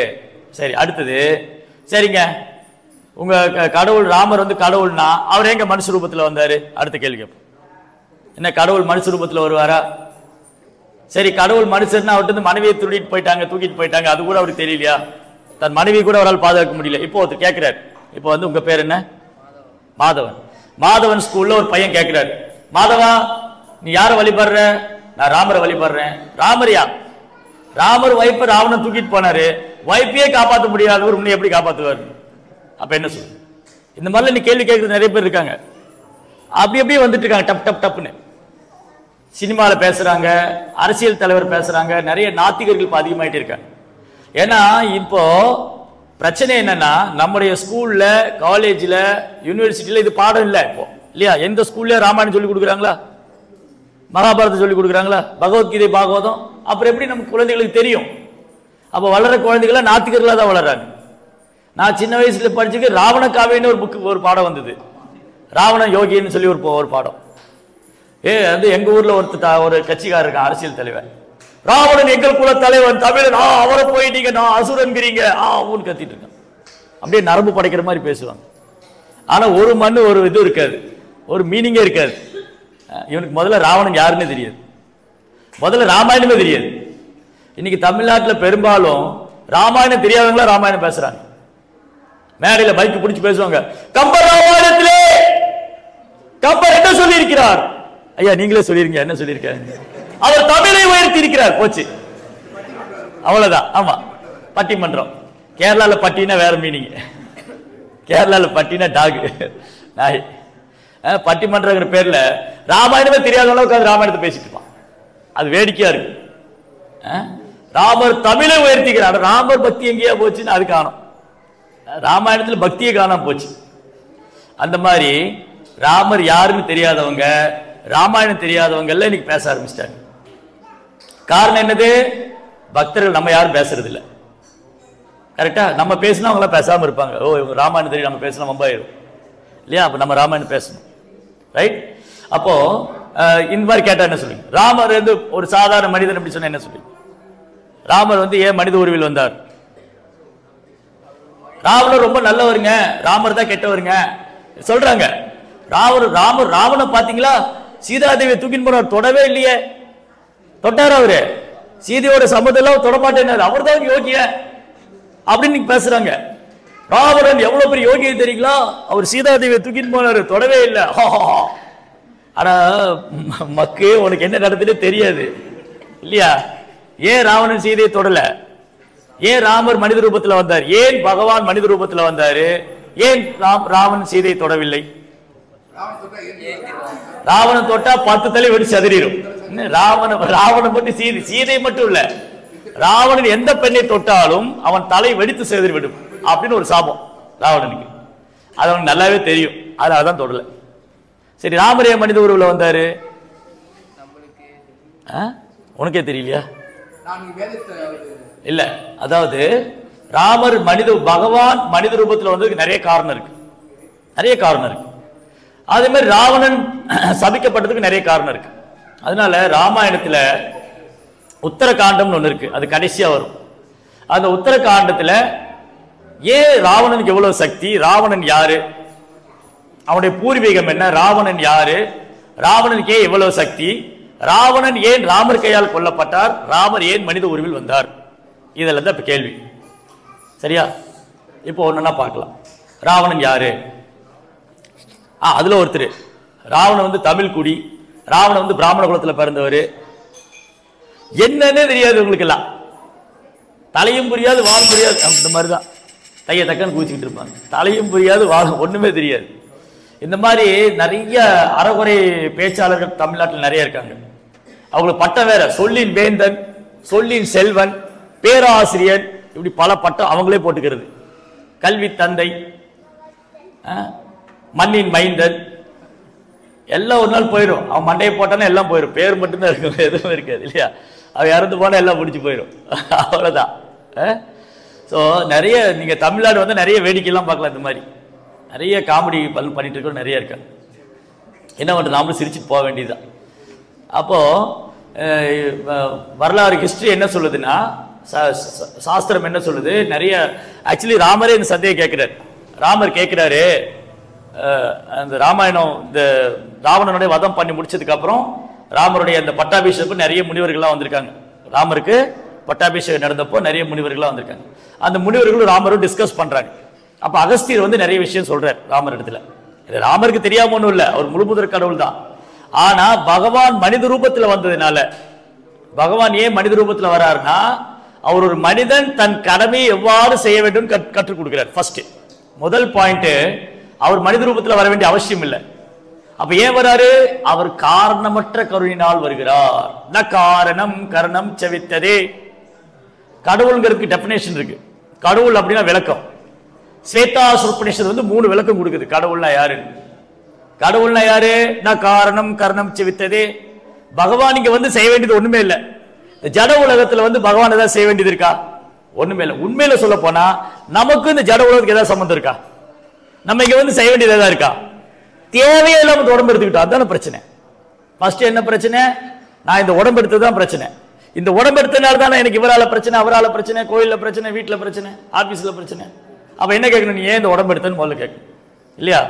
யாராவது நம்ம கிட்ட பிரச்சனைன்னு வந்தா முதல்ல இதான் கேட்கணும், நீங்க இந்த உடம்பு எடுத்துக்க கூடாதுங்க இல்லையா? யோசிச்சு பாருங்க.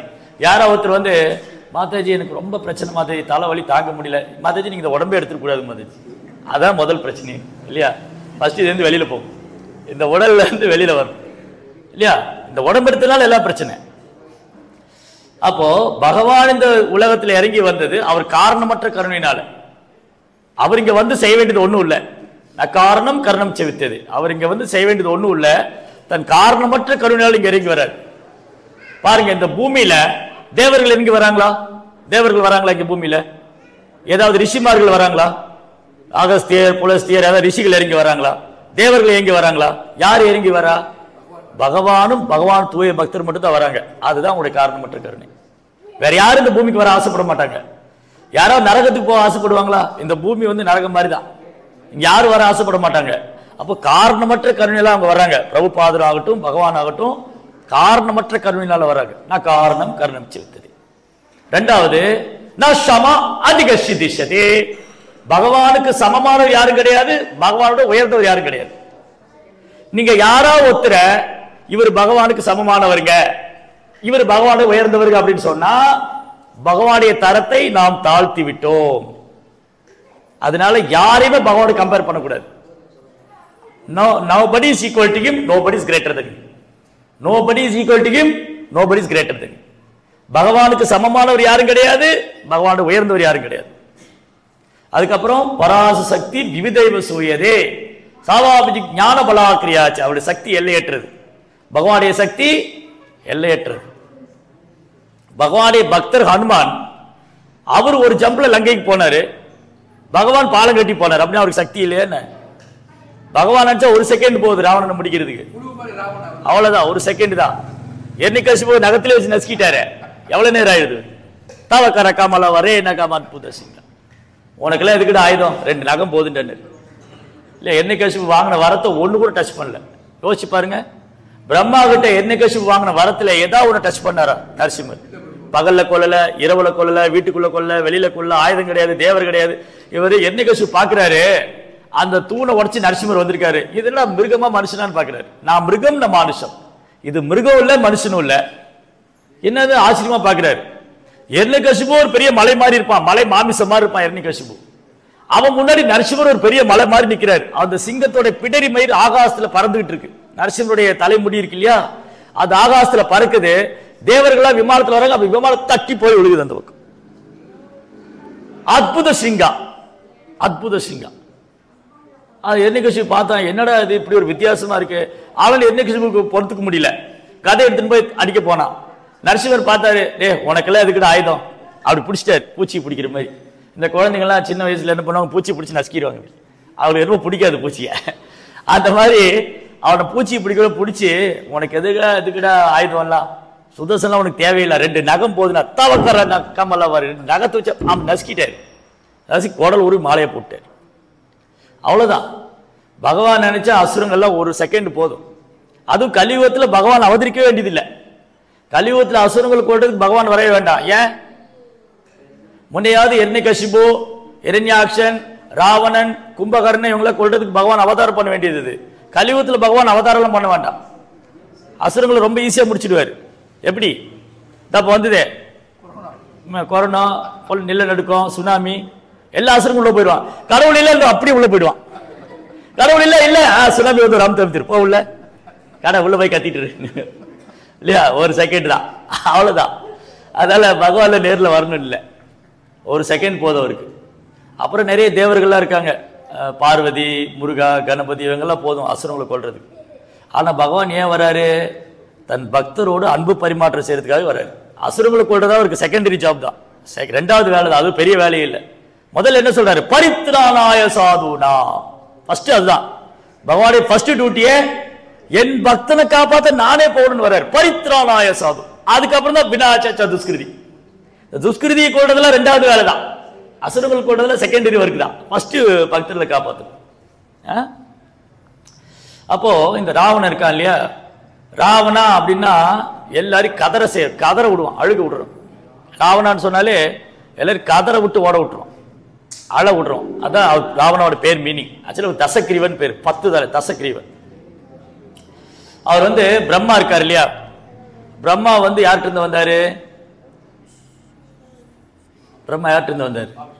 பகவானுடைய நாபிலிருந்து வந்தார். அதான் பிரம்மாவுக்கு வந்து ஸ்வயம்பூன்னு பேர், ஸ்வயம்பூ அல்லது ஆத்மபூ. பிரம்மாவுக்கு தாயும் தந்தை 2 பேரும் பகவான் தான், தாயுமானவர், தாயும் தந்தை எல்லாமே பகவான் தான் பிரம்மாவுக்கு. ஸோ பிரம்மாட்டிருந்து பல்வேறு ரிஷிகள் வராங்க, சப்த ரிஷிகள். அந்த ரிஷிகள் வந்து புலஸ்தியர், பிரம்மாவுடைய பையன் வந்து புலஸ்தியர். புலஸ்தியருக்கு வந்து நிறைய பசங்க இருந்தாங்க.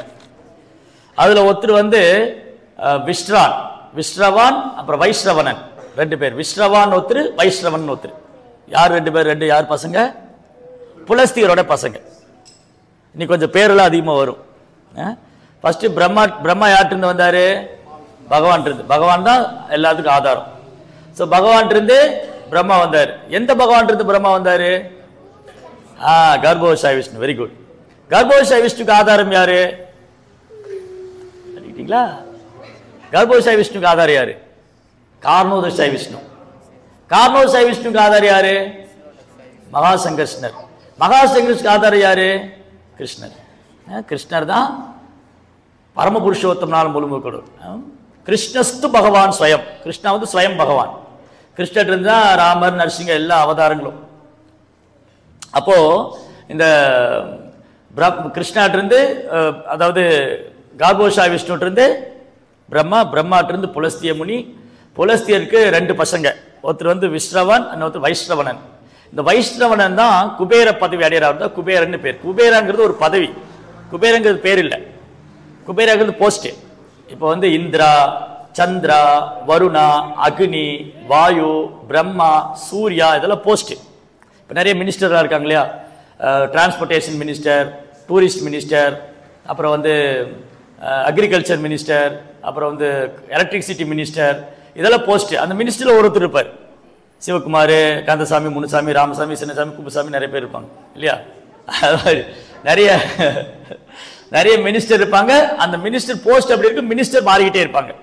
இன்னைக்கு சின்னசாமி வந்தால் நாளைக்கு கந்தசாமி வருவார், அப்புறம் முனுசாமி, குப்புசாமி யாராவது வருவாங்க. அந்த போஸ்ட் அப்படியே தான் இருக்கும், ஆள் மாறி. அந்த மாதிரி வந்து குபேராங்கிறது போஸ்ட். அந்த குபேராங்கிற போஸ்ட்ல வைஸ்ரவணன் இருந்தார். வைஸ்ரவணன், இந்த வைஸ்ரவணன் இருக்கார் இல்லையா, இந்த வைஸ்ரவணன் யாருடைய பையன்னா விஸ்ரவானுடைய பையன். விஸ்ரவான், இந்த விஸ்ரவான் யாருடைய பையன்னா புலஸ்தியருடைய பையன். புரிஞ்சுதா உங்களுக்கு? இப்போ ரொம்ப கஷ்டமா இருக்கா? புலஸ்தியர் ஒண்ணு வேண்டாம், பிரம்மாவெல்லாம் விட்டுருங்க, புலஸ்தியர் ஞாபகம் வச்சுக்க. புலஸ்திய முனி, இதை கேட்டா வேணா ஞாபகம் வச்சுக்கலாம். புலஸ்தி யார்கிட்ட வந்தாரு? பிரம்மாவுடைய பையன். புலஸ்தியருக்கு வந்து ஒரு பையன், அவர் பேர் விஸ்ரவான். விஸ்ரவானுக்கு 2 மனைவி இருந்தாங்க. ஒரு மனைவி வந்து பிருகுவுடைய பொண்ணு கல்யாணம் பண்ணி, பிருகுவுடைய பொண்ணு, பிருகு மகரிஷி கேள்விப்பட்டிருக்கீங்களா? இந்த பகவானை பரிச்சை பண்ணுவார் இல்லையா, போய் எட்டி உதச்சிட்டு வரல, அந்த கதை தெரியுமா? அந்த பிருகு முனிவர் இருக்கார் இல்லையா, பிருகுவுடைய பொண்ணை வந்து இந்த விஸ்ரவான் கல்யாணம் பண்ணிக்கிட்டார். இந்த விஸ்ரவானுக்கு இன்னொரு பொண்ணு இருந்தாங்க, இன்னொரு மனைவி. அந்த மனைவி பேரு கைகசி. கைகசி வந்து சுமாலிங்கிற அசுரனுடைய பொண்ணு, சுமாலிங்கிற ராட்சசன். சுமாலிங்கிற ராட்சச பொண்ணையும் இந்த விஸ்ரவான் கல்யாணம் பண்ணிக்கிட்டாரு. அப்புறம் பிருகுவோடைய பொண்ணையே கல்யாணம் பண்ண. அப்ப 2 மனைவி. யாருக்கு 2 மனைவி? விஸ்ரவான். ஒரு மனைவி மூலமா பிறந்த குழந்தை தான் இந்த பிருகு முனியோடைய பொண்ணு இருக்கா இல்லையா, அதுக்கு பிறந்த குழந்தை வைஸ்ரவணன், அவர் தான் குபேரன். அந்த கைகசி இருக்கா இல்லையா, அந்த கைகசிக்கு வந்து 4-5 குழந்தைங்க. ராவணன், கும்பகர்ணன், அப்புறம் வந்து சூர்பனகா, அப்புறம் வந்து விபீஷணா, கரண் தூஷன், இந்த மாதிரி நிறைய குழந்தைங்க. அப்ப ராவணனும் குபேரனும் யாரு? சகோதரர்கள் இல்லையா, அண்ணன் தம்பி மாதிரி. ஒரு அப்பாவுக்கு வேறு வேறு மனைவிக்கு பிறந்த குழந்தைங்க.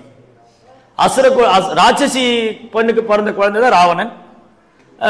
தேவதை பெண்ணுக்கு பிறந்த குழந்தை தான் பிருகுவுடைய பிராமணிக்கு பிறந்த குழந்தை தான் குபேரன். இப்படி ஆயிடுச்சு. இப்ப என்னாச்சு, குபேரன் இருக்கார் இல்லையா, அவர் வந்து அவருடைய கேபிட்டல் வந்து ஸ்வர்ணலங்கா, கோல்டன் சிட்டி. லங்கா ஃபுல்லா கோல்டு தான், கோல்டன் சிட்டி. அதை வந்து குபேரன் ரூல் பண்ணிட்டு இருக்கார். அப்ப இந்த சுமாலி என்ன சொன்னார் தன் பேரண்ட, உன் சகோதரன் தான் குபேரன், அவன் பாரு சொர்ணலங்கா வச்சுட்டு இருக்கான், நீ போய் தவம் பண்ணு, நீ தவம் பண்ணி எல்லாம் சக்தி எல்லாம் வாங்கிட்டு அவனை விரட்டி விட்டு நீ அங்கே போய் உட்காந்துக்கணும், நீ போய் லங்கையை எடுத்துக்கோன்னு. இவனும் போய் தவம் பண்ணான். ராவணன் 4 பேர் ஒரே டைம்ல தவம் பண்ணாங்க.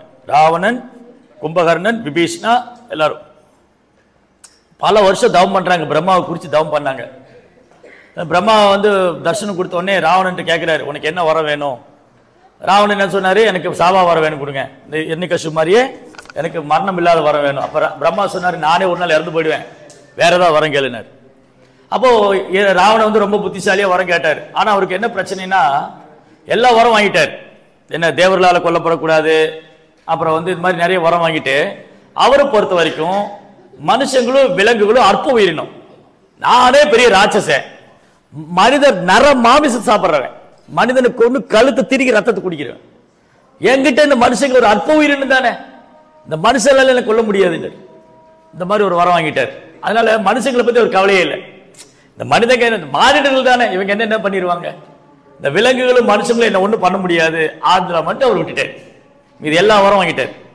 தேவர்களால் கொல்லப்படக்கூடாது, அவர் பல அஷ்ட மாசக்திகள், பயங்கரமான அஸ்திரங்கள்லாம் வாங்கிட்டாரு. அவரை பொறுத்த வரைக்கும் மனுஷங்களும் விலங்குகளும் ஒரு அல்ப உயிரினம். அப்ப ராமர் என்ன பண்ணாரு, மனித உருவம் வந்துட்டார். ஏன் மனித உருவம் வந்தாரு? ராவணன் இருந்தா இல்லையா. அப்ப பிரம்மாவுடைய வரம் பொய்யாக கூடாது. அப்போ பகவான் வந்து ஒரு லீலையில பல அற்புதங்களை செஞ்சிருவார். இப்ப நம்ம எல்லாம் ஒரு நேரத்தில் ஒரு வேலை செஞ்சாலே பெரிய விஷயம், அவர் ஒரு வேலையில பல அதிசயங்களை பண்ணிடுவார். சோ நமக்கு வந்து ஒரு எக்ஸாம்பிள் ஏரியா இருக்கார். இந்த மனித உருவுல வந்து எத்யத் ஆதரதி ஸ்ரேஷ்டா தத்த தேவோதரோஜனா சயத் பிரமாணம் குருதே லோகஸ்ததனு வர்த்தது. ஒரு பெரிய மனுஷன் எத்தகைய செயல் பண்றாங்களோ எல்லாரும் ஃபாலோ பண்ணுவாங்க. அப்ப ராமர் வந்து இப்படி பண்ணாரு, அப்படியா நாமளும் பண்ணணும். ராமர் அப்படி மனைவிட்டு அன்பா இருந்த நானும் இருக்கணும். ராமர் வந்து அப்ப என்னது, ராமரை வந்து ஒரு உதாரண புருஷோத்தம்னா பார்க்கணும் இல்லையா? ராமரை வந்து ஒரு எக்ஸாம்பிளரியா இருக்கு. அப்போ பகவான் மரியாதை புருஷோத்தமனா இருக்கார், ஒரு உதாரணமா இருக்காரு இல்லையா? ஸோ ஒரு உதாரணமா இருக்காரு, பக்தர்கிட்ட அன்பு பரிமாற்றம் செய்யறாரு, அப்புறம் தர்மத்தை ஸ்தாபனம் பண்றாரு, பக்தியை கற்றுக் கொடுக்கறதுக்காக வந்திருக்காரு, பக்தினா என்னதுன்னு சொல்லி கொடுக்குறாரு. அவரே எப்படி விக்கிரக வழிபாடு பண்ணணும்னு சொல்றாரு. ராமர் வழிபாடு பண்ண விக்கிரகம் எது தெரியுமா? ராமர் யார் வழிபட்டாரு? ரங்கநாத சுவாமி. ஸ்ரீரங்கத்தில் இருக்காங்க இல்லையா ரங்கநாதர். இப்போ அந்த ரங்கநாதர் வந்து பகவானே வழிபட்ட பகவான். ரங்கநாத சுவாமி வந்து பகவானே வழிபட்ட பகவான். அடுத்த கேள்வி, என்ன பகவானே பகவான் வழிபடுவாரா? ஏன் வழிபட்டாரு? சொல்லி கொடுக்குறாரு, இப்படிதான் என்ன வழிபடணும். அந்த ஸ்டாண்டர்ட் ராமர் வந்து ஒரு ஸ்டாண்டர்ட் வச்சிருந்தார், இப்படிதான் ரங்கநாதர் வர்ஷிப் பண்ணணும். ஸோ பகவான் வந்து ஒரே சமயத்தில் பல அற்புதங்களை செய்வார். அவர் விக்கிரக வழிபாடு எப்படின்னு சொல்லி கொடுக்குறாரு, ஒரு மனிதனா எப்படி வாழணும்னு சொல்லி கொடுக்குறாரு, ஒரு மன்னரா எப்படி இருக்கணும்னு சொல்லி கொடுக்குறாரு, பக்தர்கிட்ட எப்படி அன்பு பரிமாற்றம் எல்லாமே சொல்லி கொடுக்குறாரு. அதே சமயம் இந்த ராவணன் வந்து கொல்லணும்னா ஒரு மனித ரூபத்தில் வரணும். அப்போ பிரம்மா சொன்னாரு, இந்த மாதிரி பகவான் மனித ரூபத்தில் வரப்போறாரு, அதனால நீங்க தேவர்கள்லாம் போய் வானரங்களாகவும் கரடிகளாகவும் பெறுங்க. அதே தேவர்களாக போய் வானர்களாக, தேவர்கள் அப்படியே வரலாமே, ஏன் வானங்களாகவும் கரடிகளாகவும் வந்தாங்க? அது ஏன் விலங்குகளாக வந்தாங்க? அதுக்கும் நிறைய காரணம் இருக்கு. இந்த ராவணன் இருக்கா இல்லையா, ராவணனாலே அட்டூழியம் பண்றவன் தான். நமக்குள்ளேயே நிறைய ராவணன்லாம் உள்ள உட்காந்துருக்கான், அப்பப்போ வெளியே வருவான். இப்போ என்ன பண்ணியிருக்கிறோம், திலக்கெல்லாம் போட்டு ராவணனை மறைச்சு வச்சிருக்கோம். நமக்குள்ள இருக்கிற ராவணனை நம்ம சொல்லணும், பிரபு என்கிட்ட வச்சுக்காதீங்க, உள்ள தூங்கி இருக்கிற ராவணன் வெளியே வந்துடுவான் இல்லையா? அப்படித்தானே? சில நேரம் நம்ம ராவணன் ஆயிடுறோம். ஒரு தலை தான் ஆனால் 10 மூளையா வேலை செய்யும். அவனை எப்படி அவனை என்ன செய்யலாம், இவன் என்ன செய்யலாம், அந்த பக்தர் எப்படி சொல்றது, இதை எப்படி என்கிட்ட என்ன எப்படி சொன்னாங்க, பல ஆங்கிள் வரும். வீட்டுக்கு போன ஒரு மாதிரி, கோயிலில் வந்த ஒரு மாதிரி, ஆஃபீஸ் போன ஒரு மாதிரி, யாத்திரை போன ஒரு மாதிரி, 10 தலை மாதிரி 10 ஆக்டிவிட்டிஸ். ராவணனுக்கு 10 தலை, அந்த மாதிரி 10 விதமான பிரபுக்களா இருப்போம் நம்ம இல்லையா? ஆனா ஒரு பிரபுவா தான் இருக்கும், எல்லா இடத்துலயும் ஒரே மாதிரி தான் இருக்கு. எங்க இந்த பையன் வந்து கோயில நல்லா சேவ் பண்ணா வீட்டுல அம்மா சொன்னா கேட்க மாட்டேங்கிறாங்க, அப்ப வீட்டுக்குள்ள ராவணன் உட்காந்துருக்காங்க இல்லையா? என் ஹஸ்பண்ட் வந்து கோயில நல்லா சேவ் பண்றாரு, வீட்டுல வந்து என்கிட்ட சண்டை போட்டே இருக்காரு, அப்ப வீட்டுக்குள்ள வந்து ராவணன் வந்துட்டு, கோயில மட்டும் ஹரே கிருஷ்ணா பிரபு ஹரே கிருஷ்ணா இல்லையா? சார் நம்ம எப்போவுமே டூப்ளிசிட்டி இருக்கக்கூடாது. டிவோட்டினா பக்தனாலே டூப்ளிசிட்டி இருக்கக்கூடாது. வீட்டில் ஒரு மாதிரி, ஆஃபீஸில் ஒரு மாதிரி, வெளியில் ஒரு மாதிரி, கோயிலில் வந்த ஒரு மாதிரி, மூத்த பக்திட்ட ஒரு மாதிரி, ஆரம்ப நிலை பக்திட்ட ஒரு மாதிரி, நண்பர்கள்ட்ட ஒரு மாதிரி, ஒரு மாதிரி, இந்த மாதிரி அந்த மாதிரில ஒரே மாதிரி தான். ஒரே இதுதான், ஒரே பேஸ் தான். அதில் பாருங்க, எனக்குள்ள இருக்கிற அந்த பல முகத்தை நீங்க பார்த்தது இல்லைன்னா சொல்லுவாங்க இல்லையா? அந்த மாதிரி ராவணன் உள்ளுக்குள்ள இருக்கா, பல ராவணன் உள்ளுக்குள்ள இருக்காங்க. இந்த ராவணன் என்ன பண்ணாரு, ராவணனை பத்தி நிறைய இருக்கு. ஸோ ஃபர்ஸ்ட் என்ன பண்ணாரு, தவம் பண்ண போனார். தவம் பண்ண போயிட்டு தவம்லாம் பண்ணி முடிச்சு பிரம்மாட்ட வரம் வாங்கிட்டார். எப்பவுமே அசுரங்களுக்கு வந்து வரம் வாங்கினா கர்வம் வந்துடும், பக்தர்களுக்கும் வந்து தீட்சைலாம் வாங்கினா கர்வம் வந்துடும். அப்ப என்ன அர்த்தம், ராவணா யாரெல்லாம் பௌதி ஆசை விரும்புறாங்களோ, பிரபுபா சொல்வார் கிளாஸ்ல, இரண்யகசிபு. இரண்யகசிபுன்னு என்ன அர்த்தம்? ஹிரண்யா அப்படின்னா தங்கம், கசிபுன்னா சுகமான வாழ்க்கை. யாரு வசதியும், யார் வசதியும் சொகுசான வாழ்க்கை விரும்புறாங்களோ அவங்க எல்லாம் இரண்யகசிபு. அவ்வளவுதான். மலேசியாவில் பக்தர்கள் அதிகமா இருக்குமா, இரண்யகசிபு அதிகமா இருக்குமா, நம்மளுக்கு நாமளே ஜட்ஜ் பண்ணிக்கணும். வெளியில யாரும் சொல்ல வேண்டாம், ஓ பிரபு நீங்க வந்து இவங்கள மாதிரி யாரும் பக்தி பண்ண முடியாது அப்படிலாம் சொல்ல வேண்டாம். நமக்கு நாமளே மார்க் போடலாம். எனக்கு பௌதிக ஆசை போயிடுச்சா, பௌதிக பற்றுதல் இருக்கா, நான் பௌதிக வசதி விரும்பினா, அப்போ நான் இரண்யகசிபுவா பிரகலாதனா, ரெண்டுமே இருக்கு பிரபு. கொஞ்ச நேரம் பிரகலாதனா இருப்பேன், கொஞ்ச நேரம் இரண்யகசிபு ஆயிடுவேன், கொஞ்ச நேரம் வந்து நான் விபீஷணா இருப்பேன், கொஞ்ச நேரம் ராவணன் ஆயிடுவேன் இல்லையா? அப்படியே இந்த பிளக்சுவேஷன் ஆகிட்டே இருக்கு இல்லையா? அப்படியே மாறி மாறி கேரக்டர், இந்த குணம் அந்த குணம் மாறி மாறி இருக்கு. 3 குணம் நம்ம மேல அப்படி டாமினேட் பண்ணிருக்கு. இந்த கிருஷ்ணா சொல்ற இல்லையா, பிரகிருதியை கிரியமானானி குணை கர்மானி சர்வசக அகங்கார விமூடாத்மா கர்த்தாக மிதி மன்னியது. நான் தான் பண்ணேன், என் பேரை சொல்லவே இல்லை ராமநவமிக்கு, அப்ப ராவணன் வெளியே வந்துட்டார் இல்லையா? நான் இல்லைன்னா எப்படி நடத்திட்டாங்க பார்க்கலாம், எப்படி நடந்தது நான் பார்த்துடுறேன். இதெல்லாம் ராவண மென்டாலிட்டி. ரொம்ப ஹம்பிளா போய் ஹனுமான் மாதிரி, ஹனுமான் சர்வீஸ் பண்ணதே யாருக்கும் தெரியாது, அவர் எதுவும் எதிர்பார்க்கவும் இல்லை. நான் போய் சீதை இருக்கிற இடத்த பார்த்துட்டு வந்தா ராமருக்கு சன்மானம் கொடுப்பாருன்னு போயிட்டு வந்தாரு. No, simply he want to satisfy ராமரை சந்தோஷப்படுத்து. ஸோ இந்த ராவணன் தவம் பண்ண போனாரு. தவம் பண்ணிட்டு பயங்கர கர்வம் வந்துருச்சு ராவணனுக்கு, பயங்கர அகங்காரம். என்னை யாரும் ஜெயிக்க முடியாது, எந்த அஸ்திரங்களால் என்னை வெல்ல முடியாது. ஐ எம் தசக்ரீவா, 10 தலை ராவணன், தசக்ரீவன். அப்போ இந்த சுமாலி என்ன சொன்னாரு, நீ இப்பதான் உனக்கு அதிக சக்தி வந்துச்சு, நீ போய் குபேரனை உரட்டி விட்டுட்டு அங்க போய் உட்காந்துக்கன்னாரு. அப்ப ராவணன் சொல்றாரு, பாருங்க ராவணனுக்குள்ளே ஒரு தெய்வீகமான குணம் இருக்கு. ராவணன் சொல்றாரு, அவன் என் சகோதரனாச்சே, நான் எப்படி அவனை விரட்டி விடுறது? அப்புறம் கூட அவங்களாம் சொல்றாங்க, அவன் சகோதரன் என்ன, நமக்கு ராஜ்யம் வரணும்ல இல்லையா, அண்ணனாவது தம்பியாவது. அண்ணன் எப்படா காலியாவான், தின்ன எப்படா அண்ணன் எப்ப கிளம்புவான், தின்ன எப்ப காலியாகும், தமிழ் ஒரு பழமொழி இருக்கு. அவன் போனா உடனே இடத்த பிடிக்கணும். இவன் என்ன சொன்னா, இந்த கூட இருந்தவங்கலாம் இந்த அசுரங்கள் என்ன பண்ணாங்க, இவனை ஏற்றி விட்டாங்க. ராவணனை போய் நீ போய் குபேரனை வரட்டி விட்டு அங்கே போய் உட்காந்துக்கிட்ட. இவன் வந்து முதல்ல ஆள் அனுப்புறான். ஒரு ஆள் அனுப்பிச்சு இந்த மாதிரி குபேரா நீ இந்த இடத்த விட்டு போயிடு, நான் அங்கே வரப்போறேன். அப்போ குபேரன் சொல்றாரு, ராவணன் எங்கேயும் போக வேண்டாம், இங்கேயே வரட்டும், நாங்கள் 2 பேருமே எடுத்துக்கிறோம், என் சகோதரன் தானே, அவனுக்கு பாதி ராஜ்யத்தை கொடுத்துட்றேன், அவன் பாதி வச்சுக்கிட்டு நான் பாட்டுக்கு எடுத்துட்டு போறேன். அதெல்லாம் முடியும். துரியோதனன் சொன்னா இல்லையா, ஒரு குண்டூசினாலும் கொடுக்க மாட்டேன், அந்த மாதிரி இவனும் ஒத்துக்க மாட்டேட்டான். அப்புறம் போய் குபேரனை விரட்டி விட்டு, குபேரன் வழி நம்ம பிரம்மாட்ட போய், பிரம்மா வந்து நீ கொஞ்ச நாள் அங்கே போகாத, விட்டுரு, நீ பேசாம இருந்துக்க, அவனுக்கு வந்து பகவானே பாடம் போட்டுவாரு, பகவான் சீக்கிரமா அவதாரம் பண்ணுவாரு. ஃபுல்லா தேவர்கள்னா வந்து ஏதோ தேவலோகத்தில் உள்ளவங்க மட்டும் இல்ல, தேவர்கள்னா தெய்வீகமான குணம் உள்ளவங்க. இந்த தேவர்கள் அசுரர்கள் என்ன வித்தியாசம் அப்படின்னா, நிறைய பேர் நினைச்சிட்டு இருக்கான் அசுரன்னா கொம்பெல்லாம் வச்சிருப்பாங்க, பல்லெல்லாம் வெளியே இருக்கும், பார்க்க ரொம்ப கோரமா இருப்பாங்க. இல்ல, அசுரன்னா ஆசிரி பாவம் ஆசிரிதா, அசுர குணம்.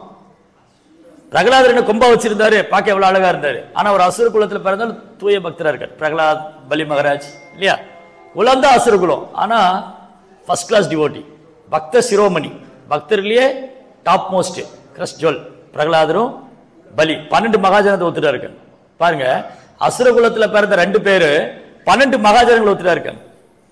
இந்த 12 மகாஜன் யாருன்னு தெரியுமா, கேட்டிருக்கீங்களா? யாரெல்லாம்? ஸ்வயம்பு, நாரத, சம்பு, குமாரோ, கபிலோ, மனு, பிரகலாதோ, பீஷ்மோ, ஜனகோ, வையாசகி, பலிம், பயம். 12 பேர். ஸ்வயம்பு பிரம்மா, நாரதர், சிவபெருமான், ஸ்வயம்பு, நாரத, சம்பு, குமாரா 4 குமாரர்கள், கபிலதேவர், தேவகியின் புதல்வர் கபில வாசுதேவர், ஸ்வயம்பு, நாரத, சம்பு, குமாரோ, கபிலோ, மனு, பிரகலாத், மனு 14 மனுக்கள், ஸ்வயம்பு மனு, வைவஷ்ணு மனு, ரக்ஷசாவணி, இந்திரசாவணி, ருத்ரசாவணி, மேருசாவணி, இந்த மாதிரி 14 மனு இருக்காங்க. ஸ்வயம்பு, நாரத, சம்பு, குமாரோ, கபிலோ, மனு, பிரகலாத், பீஷ்மா, ஜனகா, வையாசிக், சுகதே கோசாமி, பலி மகராஜ், யமராஜ், 12 பேர். அப்போ பிறப்பால் தான் அசுரங்க, ஆனா முதல் தரமான பக்தர்கள். அப்ப அசுரங்கிறது பிறப்புல இல்ல, குணத்தில் இருக்கு இல்லையா. அப்படி பார்த்தா ராவணன் கூட புலஸ்தீருக்கு பிறந்தவர் தான். புலஸ்தீர் ஒரு பிராமணர், ஆனா ராவணன் ராட்சசன் ஆயிட்டானே. காரணம் என்னது? அசோசியேஷன். ராவணன் கூட இருந்தவங்கள அசுரங்க, ராட்சசங்க. அதாவது ராவணன் என்ன பண்ணா, போய் குபேரனை விரட்டி விட்டான். குபேரனை விரட்டி விட்டு போய் லங்கையை பிடிச்சிக்கிட்டான். அதுக்கப்புறம் இவன் என்ன பண்ணா, ராவணன் ஒரு நாள் அப்படியே கைலாசம் வழியா போனான். கைலாசம் போனான், சிவபெருமான தரிசனம். அவங்க அம்மா சொன்னா கைகேசி. இந்த ராவணன் என்ன பண்ணுவான்னா, எங்கெல்லாம் அழகான பொண்ணு இருக்கோ தூக்கின்னு போயிடுவான். இந்த குழந்தைகள்லாம் வந்து சின்ன வயசுல இந்த ஸ்கூல்ல எல்லாம் வந்து சில ஹோம்ஒர்க் தருவாங்க. நீங்க வந்து ஸ்டாம்ப்ஸ் எல்லாம் கலெக்ட் பண்ணிட்டு வாங்க, ரூபா நோட்டெல்லாம் கலெக்ட் பண்ணிட்டு வாங்க, இல்லை நோட்டில் பூரா ஒட்டி வச்சிருப்பாங்க. இது இந்தியாவுடைய ஸ்டாம்ப்பு, இது யூஎஸ் ஸ்டாம்ப்பு அப்படிலாம் இருக்கும், யூஎஸ் டாலர் இதெல்லாம்.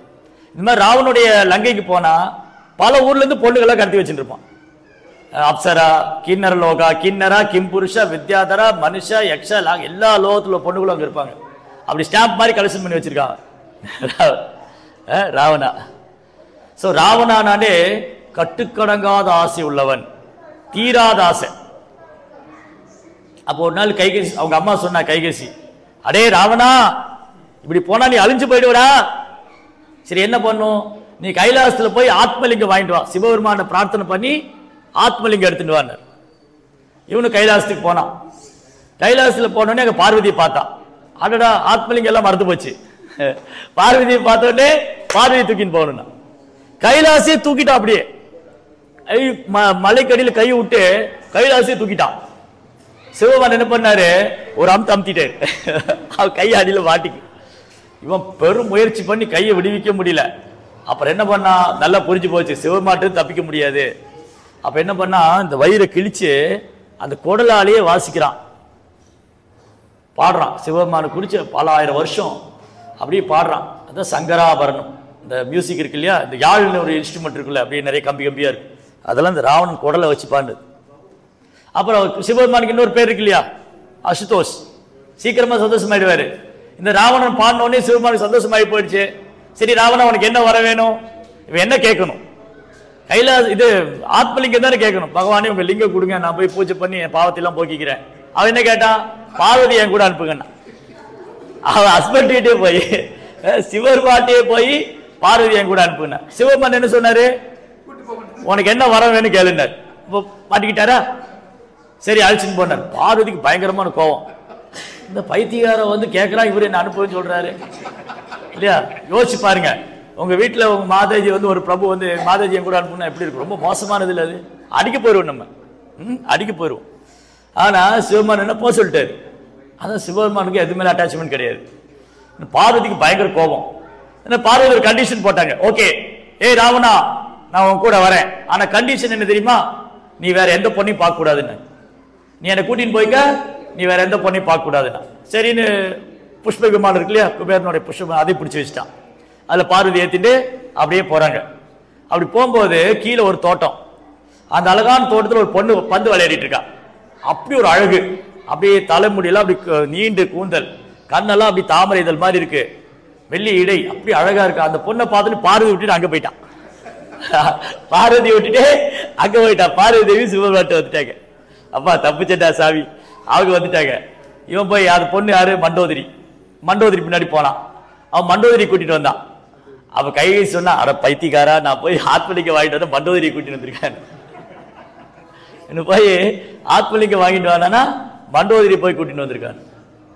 இந்த மாதிரி இந்த ராவணன் இருக்கான் இல்லையா, ராவணன் சொன்னா எல்லாரையும் கதற செய்வான், கட்டுக்கடங்காத பௌதிக ஆசை, அவருடைய பர்சானிபிகேஷன் தான் ராவணன். இந்த ராவண மென்டாலிட்டி இருக்கிற வரைக்கும் நம்ம இதயத்துல பகவான் தோன்றவே மாட்டார், உணரவே முடியாது. பகவான் நம்ம இதயத்துல தான் இருக்காரு, பகவான் நம்ம இதயத்துல இருக்காரு, ஆனா உணர முடியாது. இந்த ராவண மென்டாலிட்டி வந்து அப்படி கவர் பண்ணி வச்சிருக்கு, ராவண குணம் வந்து அப்படி மறைச்சு வச்சிருக்கு. சரி என்ன பண்ணா, இப்போ மண்டோதரி கூட்டிட்டு வந்தானா, அப்புறம் என்ன பண்ணா, குபேரனுடைய ராஜ்யத்தை பிடிச்சிட்டானா, அவன் புஷ்பெல்லாம் பறிச்சுட்டான். அப்புறம் ஒரு நாள் அப்படி ஆகாச மார்க்கமா போயிட்டு இருந்தான். ஒரு பொண்ணு தவம் பண்ணிட்டு இருக்கா, அவன் ஒரு பிராமண பொண்ணு. அவன் வந்து கடுமையா தவம் பண்றான், எனக்கு வந்து மகாவிஷ்ணுவே கணவரா வரணும் அப்படின்னு, சாப்பிடாம தூங்காம மழை வெயில்லாம் பொறுத்துட்டு அங்க உட்காந்து பகவான் நாம சொல்லிட்டு இருக்கா. ஓம் நமோ நாராயணாய, ஓம் நமோ பகவதே வாசுதேவாய அப்படின்னு பகவான் பிரார்த்தனை பண்ணிட்டு இருக்கான். ரொம்ப அழகா இருக்கா. அப்படி இவளை பார்த்தோன்னே அவன் கீழே இறங்கி வந்துட்டான். இறங்கி வந்து அந்த பொண்ணு யாரு, வேதவதி. வேதவதின்னு ஒரு பொண்ணு, ஒரு பிராமண பொண்ணு தவம் பண்ணிட்டு இருந்தான். அவள் கை பிடிச்சி இழுத்தான். வேதவதி கோபம் வந்துருச்சு. நான் வந்து இந்த உடம்பு இந்த சரீரம் நான் விஷ்ணுவுக்கு கொடுக்கணும்னு இருந்தேன், இந்த உடல் இந்த ஆன்மா எல்லாம் பகவானுக்கு கொடுக்கணும், பகவான் எனக்கு கணவரா வரணும் தவம் பண்ணிட்டு இருந்தேன். இப்ப இந்த அசுரம் வந்து இந்த ராட்சச வந்து என் உடம்பை தொட்டுட்டான், இது விஷ்ணுவுக்கு அர்ப்பணிக்க தகுதி இல்லை, அதனால இவன் வந்து என்னை தொட்டுட்டான்னு சொல்லி அவங்க நெருப்புல இறங்க போனாங்க. இவன் வந்து முடியை பிடிச்சி இழுத்தான் ராவணன். பெரிய கூந்தல் இருக்கும், அதை பிடிச்சி இழுக்கிறான்.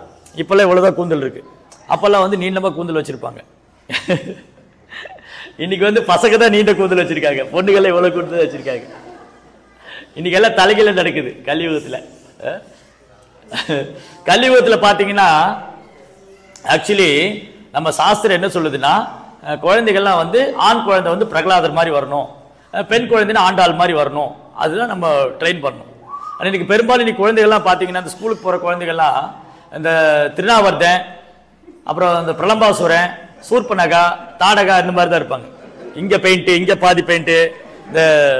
இந்த லஞ்ச் பாக்ஸ் தருவாங்க எங்கள் வீட்டில எல்லாம். இந்த லஞ்ச் பாக்ஸ் எப்படி இருக்குன்னா இப்படி இருக்கும், இந்த பையனுடைய தலையை ரெண்டு பக்கம் பெருக்கா கடிச்ச மாதிரி இருக்கும், மேலே மட்டும் இப்படி முடி இருக்கும், அந்த மாதிரி தலைமுடி. அதுல கலர் கலரா பெயிண்ட் அடிச்சு வச்சிருப்பாங்க.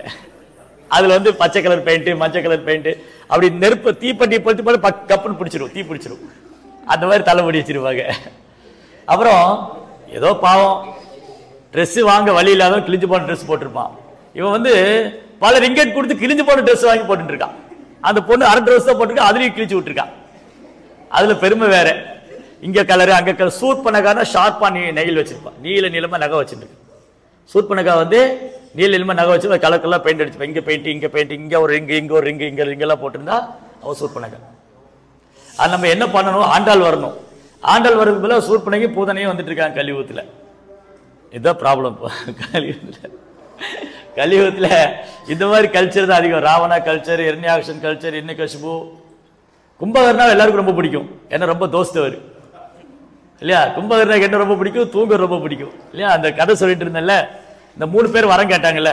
ராவணன் சொன்னா எனக்கு வரணுமே வரக்கூடாது, பிரம்மா வந்து வரம் கொடுத்தாரு. விபீஷணன் விபீஷணா உனக்கு என்ன வர வேணாரு. விபீஷணன் சொன்னாரு, நான் உங்களை தரிசனம் செஞ்சு நான் செஞ்ச பாக்கியம், நான் எப்பவுமே தர்ம பக்கம் நிக்கணும், எனக்கு அதுக்கு ஆசீர்வாதம் பண்ணுங்கன்னாரு. அப்படியே ஆகட்டும்னாரு. இப்ப கும்பகர்ண வரம் கேட்க போனா தேவர்களா பயந்து போனாங்க. ராவணன் கொடுத்த வரத்துக்கே என்ன பண்றது தெரியல. இப்போ இவன் வேற வரம் கேட்டா இவன் தொல்லை தாங்க முடியாது. இவன் மனசுக்குள்ள அப்படியே முழுங்கிடுவான். அந்த மாதிரி ஆளு, ஒரு பெரிய மலை மாதிரி, மாமிச மலை மாதிரி இருப்பான் கும்பகர்ணன். அவன் வரம் கேட்கும் போது பிரம்மாட்ட வந்து சொன்னாங்க, ஐயா சாமி இவருக்கு மட்டும் வரம் கொடுத்துறாதீங்க, எங்களால தாக்க முடியாதுன்னு. அப்போ பிரம்மா என்ன பண்ணாரு, சரஸ்வதி கூப்பிட்டு அவன் வரம் கேட்கும்போது நாக்குல உட்காந்துக்கோன்னாரு. அப்போ கும்பகர்ணன் கேட்டாரு, உனக்கு என்ன வர வேணா, நான் தூங்கிட்டே இருக்குன்னு சொல்லிட்டான். பிரம்மாவை அப்படியே அகட்டுட்டாரு. அந்த கும்பகர்ணன் எழுப்புறதுக்கு ரொம்ப பெரிய பாடு. நீங்க ராமாயணம் இந்த பழைய சீரியல்ல பாத்தீங்கன்னு வச்சுக்கோங்களேன், பெரிய மலை மாதிரி கும்பகர்ணன் படுத்திருப்பான். இந்த கேடால இருக்கிற பெரிய மரம் மாதிரி இருக்கும், பெரிய மலை மாதிரி. அவனை எழுப்புறதுக்கு அவன் மேல ரதத்தை விடுவாங்க, பெரிய தேர் கொண்டு விடுவாங்க, யானை விடுவாங்க, காதுல வந்து மத்தல் அடிப்பாங்க, அசர மாட்டான். நம்ம என்ன பண்ணுவோம், மங்களாரத்துக்கு எந்திரிக்கணும், இந்த பக்கம் ஒரு அலாரம், இந்த பக்கம் ஒரு அலாரம், 10வது வீட்டுல வேற அம்மா கத்திட்டு இருப்பாங்க. இதெல்லாம் அதுல சில சொல்லுவாங்க, நான் மங்களாரத்தி அட்டன் பண்ணிட்டு இருக்கேன், எங்க மாயாப்பூர் டிவியில இருக்கிற மங்களாரத்தி வீட்டுல படுத்துட்டு. மாதாஜி மாயாப்பூர் டிவியில மங்களாரத்தி போடுவாங்க, நான் வீட்டுல இருந்தே பாத்துக்க, பெட்ல படுத்துட்டே மங்களாரத்தி அட்டன் பண்றேன். அது கூட பண்ணா பரவாயில்ல, அது எதிரிக்கவே மாட்டான். கும்பகர்ணன் மாதிரி இந்த பக்கம் ஒரு அலாரம் அடிக்கும், இந்த பக்கம் ஒரு அலாரம், அது மேல ஒரு அடி அடிச்சு இந்த அலாரம் கத்தி, செல்போன்ல வேற எத்தனைக்கு அலாரம். பிரபு எந்திரிக்கும் தான் நினைச்சேங்க பிரபு, ஆனா பாருங்க இப்ப கொஞ்ச நேரம் தூங்கிடலாம் நினைச்சேன், அது கொஞ்ச நேரம் தான், அப்படியே 1/2 மணி நேரம் ஆயிரும், 1 மணி நேரம் ஆயிரும், அப்புறம் அவ்வளவுதான். ஸோ கும்பகர்ணா நமக்கு ரொம்ப ரிலேஷன், க்ளோஸ் ரிலேட்டிவ் நமக்கு கும்பகர்ணா. அவர் எழுப்புறது படாத பாடு, நம்மளை எழுப்புறதும் படாத பாடு, பாடாத பாடு படணும். அந்த அம்மாவுக்கு, வீட்டில் இருக்கிற அம்மாவுக்கு உயிரே போய் வந்துடும் நம்மளை எழுப்புறதுக்குள்ள இல்லையா. அது பசங்கள்கிட்ட வேலை வாங்குறதுக்குள்ள அந்த அம்மாவே வேலை செஞ்சிடலாம். வீட்டில் இருக்கிற பசங்கள்கிட்ட வேலை வாங்குறதுக்குள்ள நாமளே செஞ்சு பிடிச்சிடலாம், அப்படி இருக்கும். இதெல்லாம் கும்பகர்ணா மென்டாலிட்டி, தமோகுணம். சரி, என்ன பேசிட்டு இருந்தோம் வச்சா? கும்பகர்ணா வந்து தூங்கிட்டு இருக்குன்னு வரம் கேட்டார். சரி, இப்ப இந்த ராவணன் என்ன பண்ணாரு, இந்த வேதவதியை முடியை பிடிச்சி இழுத்த உடனே வேதவதி என்ன பண்ணா, அந்த கை இருக்கு இல்லையா, அந்த கையை வந்து வால் மாதிரி ஆயிரும், அப்படியே முடியோட ஒரு வெட்டிடுவாங்க. அப்படி தலைமுடியோட வெட்டிட்டு அவன் சொல்லுவாங்க, அடே ராவணா, நான் வந்து பகவானே எனக்கு கணவரா வரணும் தவம் பண்ணிட்டு இருந்தேன், என் தவத்தை நீ கெடுத்துட்ட, இந்த உடம்பு இது இன்னைக்கு லாய்க்கில் இருக்கு, நான் இந்த உடம்பு பகவானுக்கு நீ கொடுக்க முடியாது, இது அசுத்தம் ஆயிடுச்சுன்னு நெருப்பு இறங்கி, அது நெருப்பு விட்டு அதில் இறங்கிடுவாங்க. அப்படி தன் உடம்பே அப்படி நெருப்பால பசுமாக்கிடுவாங்க. அப்புறம் ஒரு சின்ன குழந்தையா வருவாங்க. அப்ப சொல்லுவாங்க, நான் திரும்ப வருவேன், நான் தான் வம்சம் அழிவுக்க காரணமா இருப்பேன். அவங்க தான் யாரு, சீதா தேவி, மாயா சீதா. அது இன்னொரு ஸ்டோரி இருக்காது, நான் அப்ப நாளைக்கு வரும்போது சொல்றேன். ஒரிஜினல் சீதா, மாயா சீதா, அது சைத்தன்ய சரிதம் டீட்டெயில் இருக்கு, மகாபிரபு வந்து சொல்லுவார். இந்த சீதாதேவி வந்தாங்களா, இந்த குழந்தை அப்படியே அழகான ஒரு தாமரையில் இருந்தது. ராவணன் தூக்கின்னு போயிட்டான் லங்கைக்கு, இந்த குழந்தைய ராவணன் தூக்கின்னு போயிட்டான். அப்புறம் அங்கெல்லாம் சொன்னாங்க, ஏ ராவணா, இந்த குழந்தை தான் உன்னை கொல்லுன்னா நீ ஏதை தூக்கின்னு வந்த அப்படின்னா, தூக்கி கடல்ல போட்டுவிடுனா. அது கடல்ல போட்டு அது மிதந்து வந்து கடைசியில் அது ஜனகபுரியில வந்தது. அங்க ஜனகர் வந்து நிலத்தை உழும்போது அங்கிருந்து சீதாதேவி வந்தாங்க. இப்படி வேதவதியோட சாபம். ஃபர்ஸ்ட் யாருடைய சாபம் வந்தது, ஃபர்ஸ்ட் குபேரனுடைய சாபம். குபேரனுடைய ராஜ்யத்தை பறிச்சுக்கிட்டாரு. ஒரு வாழ்த்தும் கிடையாது, ராவணனுக்கு வாழ்க்கை பூரா சாபம் தான், ஒரு வாழ்த்து இல்லை, எல்லாத்தையும் சாபம். ஃபர்ஸ்ட் குபேரனுடைய சாபம். ரெண்டாவது கைலாசத்துல போனால போய் சும்மா இருந்திருக்கணும், அங்க நந்தி உட்கார்ந்து இருந்தார். நந்தியை பார்த்துட்டு கேலி பண்ணி சிரிச்சா, என்ன இது குரங்கு மாதிரி இருக்குன்னா. அவர் நந்தி சொன்னாரு, என்னைய பார்த்தா நீ குரங்கு மாதிரி இருக்குன்னு, வம்சமே குரங்குகளால தான் அழிவினார். அதனாலதான் தேவர்கள்லாம் வானர சேனைகளா வந்தாங்க. ராவணனுக்கு என்ன சாபம், இந்த வம்சம் பூரா குரங்குகளால தான், வானர் கரடிகளால் வானர்களாலும் கொல்லப்படும். அதான் இந்திரா, சந்திரா, வருணா, அக்னி எல்லா தேவர்களும் வானர சேனைகளா வந்தாங்க. ஜாம்பவான், பிரம்மா வந்து ஜாம்பவான், பிரம்மாவுடைய அம்சம் ஜாம்பவான். இந்த மாதிரி எல்லா தேவர்களும் வந்தாங்க. சிவபெருமான் வந்து ஹனுமானா வந்தார். சிவபுத்திரா, அவர் வாயுபுத்திரான்னு சொல்லுவாங்க. அது ஹனுமானுடைய சரித்திரம் ஒரு புராணத்தில் ஒரு மாதிரி இருக்கு. ஏன்னா பகவான் லீலை வந்து ஒரு யுகத்தில் நடக்கிறது மட்டும் இல்ல, அது நித்தியமா நடக்குது. பகவான் லீலை நித்தியமானது. அப்போ ஒரு யுகத்துல அவர் வாயுபுத்திரனா வந்திருக்கலாம், ஒரு யுகத்துல சிவபுத்திரனா வந்திருக்கலாம். இப்படி எப்படி வேணாலும் பகவானுடைய விருப்பம் அப்படி நடக்கலாம் இல்லையா? ஹனுமானுடைய லீலை வந்து பகவானை சேவைக்கு வராரு, எப்படி வேணாலும் வரலாம் அவர். அப்ப நந்தி சபிச்சிட்டாரு, வேதவதி சபிச்சிட்டா. அதுக்கப்புறம் என்ன பண்ணாரு, ஒரு நாள் இந்த ராவணன் அப்படியே ஆகாச மார்க்கமா போயிட்டு இருந்தான். அயோத்தியா பார்த்தோன்னு ரொம்ப அற்புதமான சிட்டி அது. அயோத்தியா வந்து வேர்ல்டு கேபிட்டல், உலகத்துக்கே தலைநகரமா இருந்தது. அவ்வளோ பெரிய சிட்டி. அந்த அயோத்தியால போய் அங்க வந்து ஒரு ராஜா இருந்தார், அனாரண்யன் ஒருத்தர். இந்த அனாரண்யன் வந்து ரொம்ப வயசானவர். அவர் போய் சண்டை கூப்பிட்டார். அவரை சண்டை கூப்பிட்டு அவரை தோல் பிச்சு அவரை கொன்னுட்டார். அவன் உடலை விடும்போது சொன்னான், டேய் ராவணா, என்ன வயசானவன் பார்க்காம சண்டை கூப்பிட்டு என்னை நீ வந்து கொன்னுட்டே இல்ல, என் வம்சத்துல பகவான் வருவாரு, அவர் தான் உன்னை கொல்லுவாரா அப்படின்னு. சாபம் வந்துருச்சா, அனாரண்யனுடைய சாபம். அதுக்கப்புறம் அவன் யமகிட்டே சண்டைக்கு போனான். ராவணன் இருக்கான் பாத்தீங்களா, இந்த ரொம்ப கர்வம் உள்ளவங்களுக்கு தலகால் புரியாம நடப்பாங்க. இந்த ராவணன் போய் யமனே சண்டை கூப்பிட்டாரு. யம அப்பயே முடிப்பட்ட கதையை முடிச்சிடணும்னு. அப்புறம் பிரம்மா சொன்னார், வேண்டாம், யமா நினைச்சிருந்தா ஒரு செகண்ட்ல ராவணனை முடிச்சிருவார். அந்த யமாஸ்திரம் இருக்கு, அதை போட்டா ராவணன் கதை முடிஞ்சுது. ஆனா பிரம்மா சொல்லுவாரு, இல்ல இல்ல, ராவணன் வந்து ராமர் கையில கொல்லப்படணும், அதில் நீ அவனை கொல்ல வேண்டாம், அவனை விட்டுடுன்னு. சரி, யமா அவனை மன்னிச்சு விட்டார். இல்லாட்டி யமா கையிலே அவன் கதை முடிஞ்சிருக்கும். அதுக்கப்புறம் இந்த ராவணன் கடத்திட்டு போன பொண்ணுகள்லாம் இருக்காங்க இல்லையா, அவங்களாம் சபிச்சாங்க. இந்த கன்னி பொண்ணுகள்லாம், இந்த பொண்ணுகள்லாம் கடத்திட்டு போய் அவங்கள வந்து டார்ச்சர் பண்ணி, அவங்கள வந்து ரேப் பண்ணி, இதெல்லாம் பண்ணி அவங்களாம் சபிச்சாங்க, இந்த பொண்ணுகளுடைய சாபம். அதுக்கப்புறம் இந்த ராவணன் என்ன தெரியுமா பண்ணா, ஒரு யுத்தம் நடக்கும் போது சூர்பனகையுடைய கணவரே கொண்டுடுவான். யுத்தத்துல யாரு எந்த பக்கம் தெரியாம நல்ல போதையில சூர்பனகையுடைய கணவரையே கொண்டுடுவான். சூர்பனகையுடைய கணவர் ராவணனுக்கு என்ன ஆகணும், மச்சான் முறையாகணும். மச்சால மாமன தலை சீவிட்டா யுத்தத்துல. சூர்பனை வந்து அழறா, ஐயோ ராவணா, ஏன் புரிச்சுட்டே கொண்டுட்டியாரா அப்படின்னு. அதான் சூர்பனை முடிவு பண்ணான், இவனை வந்து சும்மா விடக்கூடாது. என்ன பண்ணுவா, சீதையோட அழகை வந்து சொல்லுவான். ஆக்சுவலி ராவணன் முதல்ல சீதை வேணான்னு முடிவு பண்ணிடுவான். இந்த மாரிச்சிட்ட போய் சொல்லுவாரு, ராவணன் வந்து சீதையோட அழகை வந்து சூர்பனிக்கு வர்ணிச்சா இல்லையா, அதை மாரிச்சிட்ட போய் சொன்னா மாரிச்ச சொல்லுவான், வேண்டாம், ராமருக்கு உனக்கு எந்த சண்டையும் கிடையாது, ராமர் பாட்டுக்கு அவர் ஒரு பக்கம் இருக்கிறாரு, உனக்கு அவருக்கு எந்த ஒரு பிரச்சனையும் இல்லை, நீ போய் உன் ராஜ்யத்தை பாரு, உனக்கு சொல்லலாங்க இருக்கு, மண்டோதரி மாதிரி அழகான மனைவியெல்லாம் இருக்கு, அதை விட்டு இங்க வர, நீ போயிட்டார். திரும்பி இந்த சூர்பனகை இந்த வர்ணனை பண்ணுவா சீதையோட அழகை. சூர்பனகை வந்து சீதையோட அழகை வர்ணிப்பா. அவ கண்கள் எப்படி இருந்தது, அவர் ரூபாய் எப்படி எப்படி மகாலட்சுமி மாதிரி இருந்தாலும். அப்ப ராவணனுக்கு பொறுக்க முடியல. அதனால என்ன, ராவணனை ஏற்றி விட்டா சூர்பனகா, நீ போய் சீதையை தூக்கிட்டு வா, உனக்காக பிறந்தவாவோ, அந்த மாநிலம் கூட போயிருக்கான்னு தூக்கிட்டு வந்து. அந்த மாதிரி சூர்பனகை வந்து ராவனுடைய அழிவுக்கு காரணம். அதுக்கப்புறம் என்ன பண்ணா, ராவணன் ஒரு நாள் அப்படியே ஆகாசமாக போயிட்டு இருந்தான். அவன் ரம்பையை பார்த்தான். ரம்பா வந்து ரொம்ப அழகா இருப்பா, அப்சரா இல்லையா, தேவலோக பொண்ணு. அவள் பியூட்டி பார்லர்லாம் போக வேண்டாம், இயல்பாகவே அழகா இருப்பா இல்லையா.